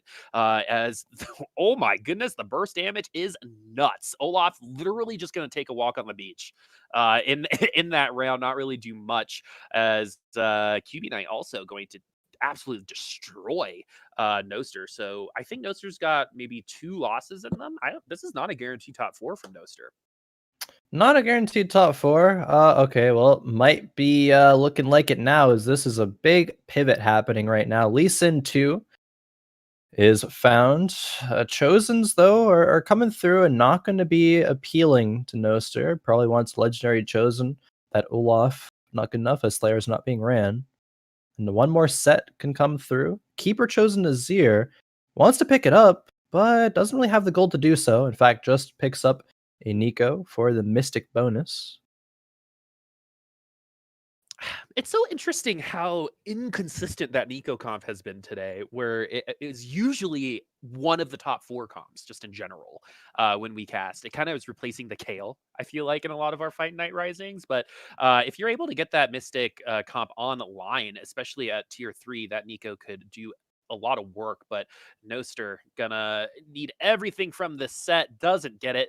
Might have actually won that round if that set did get that ult off, especially with that Hextech Gunblade on him. Oh, that's huge.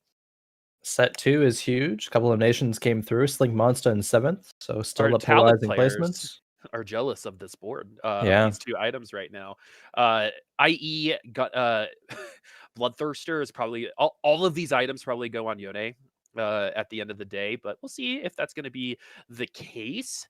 We might see one of those items hit a tank, but I think those IE and Bloodthirster at least will go on the Yone. I wonder what everyone else is kind of getting, as this is a pretty good way to get a little bit more damage into this team comp that is not really got a lot of it. Either way, Yone not going to really benefit from those items that much. And how much more can we pivot this comp, right? Going to be Sejuani too. Samira finds her way in here, and sure, Samira Oh, is going to be a bit better at using those items. 1 gold to Noster's name, but 15 gold to purchase the set. does just sell his set and puts the other one in there for that bit of a, you get the chosen bonus, you get the brawler bonus as well. Get to swap up some of the items. Okay, 2 sharpshooters coming through, but no slayers for the Samira. Can't you do enough work with just that bonus? The way Noster has built this set, it's not really going to get a lot of push-ups off. It'll probably be one of the last people actually to get that damage on them to do those sit-ups. So we're probably going to start doing sit-ups when we're the last person remaining because of the Titan's Resolve and Gargoyle Stoneplate. It happens exactly as stated. And now, oh my goodness, was there enough time? Oh, this is not over. This is not over, Khroen. This could still go the set's way, and it does. One sit-up is what separated, I think, between a loss and a win there. Yeah, that was crazy. Set being able to clutch it out there. The Samira was sold. Now putting in another duelist. And now a couple of divines as well. So a lot of synergies coming through here. The items are being transferred over to the Tryndamere. But we have our top 4. All right. Alex M did fall once again in the bottom 4 and 6th that time. X-Man's got 5th. INTC took the round loss there, but still is looking for that Talon 3. Set 1 for Noster last round. Can he do it again? All right, both of these players are at 13 HP. I believe this is an elimination game. Huge ult from that set, but this is where I get really worried. Oh, but he comes back in with the ultimate online, but needs the true damage on this particular champ as Noster is going to get eliminated. Putting defensive items on set, such a give and take, right? You lose that on the true damage because you want more ultimates potentially, but we never were able to finish those sit-ups, since those auto attacks on the Swain might have been a lot more impactful if you were able to get there, as I believe are these both Talon comps? No, INTC was the other Talon comp. Yeah, INTC was the other Talon comp. 6 Dragon Soul, 3 Mage, and we ran for QB Knight, and the Swain's going to be really, really tanky, really hard for these units to really get through. And Aurelion Soul on top of that. The Talon's going to be jumping into the opposite corner, and I mean he has the RFC, so that was probably intentional, but has to get through the Olaf and the Swain first. Oh, that was very easy getting through the Olaf. Also pretty easy getting through the Swain. And then they all died. GA, yeah. GA diff. I blinked and they were all gone. Got through the Olaf's first HP bar, but then the reset of targeting, Olaf came back and just pretty much helped in destroying everything else. Wasn't the sole carry there, of course. There is a few on that side. But now this is looking like it's going to be the last round of this game. Most likely, Stovio on 8 HP, QB Knight on 13. But win streaking. QB with this win might be able to get a top 4 placement there. Not exactly sure how all the scores shake up, but we'll see after. But QB, definitely a great performance from having starting off with a couple of 8ths into getting top 4s, then maybe a victory here. There's always a spoiler in this lobby, dude. Always. No matter what. It's more consistent than I think the first place person, bailing out on this lobby. That happens like 60% of the time. There's always someone who's like, they have nothing to lose, so they just put everything in this lobby, and then they find out, oh, this could have worked maybe a little bit earlier, as we're going to start targeting the Swain to start. And that Talon is going to be cosplaying as that tissue paper once again. We need a lot of production from that Yone that we're not quite getting. This is much closer than last time, but still not enough. Is QB gonna get an 8th and 8th and then finish the day with a first place? You gotta give props to that. I believe Noster does win today, because Slink had 7th, I believe, got a 7th, a 1st, and then a 7th and a 1st. So we'll see where that ends up in terms of total scores. It should be enough for top 3 too. A 1st and a 2nd it usually is. A lot of polarizing placements, right? When we think about a QB going 8th into like top 4, I'm not sure exactly what the game 3 was, but then a 1st, and then the going 7-1 with Slink as well. Not many consistent players over the course of today. Not even Alex M. Alex M started off really strong, but then got like 7th, 6th, 6th in the next couple of games. So not the performance that we were expecting. Will be, I believe, that Noster victory. And I mean, once again, Noster showing that they are ahead of the pack when it comes to TFT, at least for Fates. So we will be seeing them at least again for next week to round out the night. but we're just calculating the rest of the scores, and they are going to be coming through here. We see where everyone's at the end of the night. It will be Noster 11 in first place once again, 30 points. INTC taking second with 24. Stovio taking third with 23, and SlinkMonsta rounding out the top 4 22. QB had a good run to try to come back, but barely missing out on that top 4, unfortunately, with 5th and 19 points. NA is 2 free, finishing in 6th at 18. Gonna pause. X-Man. X-Man got 16 and 7th, and Ciulla at 12. And we are going to get an interview with Noster this time around, Khroen. What are you, I mean, I'm really intrigued to see just how much of this we're playing right now with set 5 coming out, and kind of set 5 instincts and so far. Yeah. We'll see. Calling up Noster as soon as they pick up. We'll get into this interview. But yeah, I'm curious. Now that PB is out in set 5, a lot of players surely looking towards the future there. So it'll be interesting to see, you know, the perspective of why Noster can still be so dominant here in these fight nights here in Fates, because that's just like an ingrained level of skill that like doesn't go away. If you play a set for this long and be so dominant at it, overall, like those are just really gonna stick with you. But I think we do have Noster on the line right now. Noster, are you with us? Yes, hello. Hello, congratulations on winning another Fight Night Rising. You know, missed talking to you last week, but get to once again here. Just, you know, how you feeling and coming back and still dominating after so many weeks now in a row? Good. I was a little nervous that I was gonna forget how to play the game, because I have moved to set 5, but apparently, at least I still got it. It's like riding a bike, right? Speaking of set 5, let's go ahead and just talk about that. Yeah, we've gotten to see you find a lot of success in set 4 so far. Moving into set 5, what's your kind of vibe on where you think the competitive scene is going to go? Do you think that people are going to stick around, or are we going to see kind of like a new influx of players with a new kind of way of playing TFT? I think that it's going to be better competitively. I think that the amount of complaining that people are going to hear is going to be way less of a overall game balance, and it's more going to be like 1 unit's busted this patch and that kind of thing. But in terms of viewership, I think TFT is just going to keep growing. Every set it's grown, and I don't see any reason for it to stop growing. Yeah, 10 million concurrent users, I think, last time, or daily users across the world, which is actually kind of nuts. And so to kind of close things out for me on set 5, because I think that's what a lot of people want to talk about, is what are you most excited about? I know a lot of people are excited to get rid of Chosen, and the shadow items are cool, but is there anything like specific that you find really intriguing about the set that you want to share with us? I think it's really the item that you get to choose your items. I think that's so cool that you get a set of items you get to choose from. It really helps you have a much better agency over your entire game. Being able to choose so many different items, especially when you get to choose them, you can a lot of times continue a streak, or it's just I don't know. For me, I feel like it's really good having that much more direction. And cool. Yeah.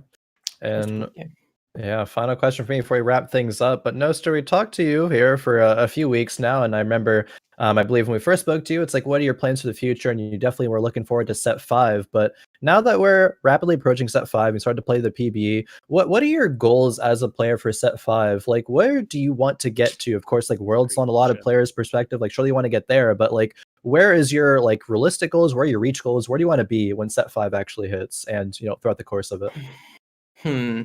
I would like to make Worlds. I think that I'm definitely capable if I can just play well throughout the entire set. I think I'm definitely capable of hitting Worlds. I think that's the realistic goal. Where would I like to be? I would like to be Final 8 players. I think that's a little bit of a pipe dream, but I think that it's plausible. I think so. Definitely plausible, yeah. Give yourself some credit, man. You literally made the qualifiers, man. Like, give yourself some credit. I think you could totally get there. And the way that I've seen you play throughout the seasons, because I think Khroen and I have gotten the pleasure of casting you in a lot of different scenarios.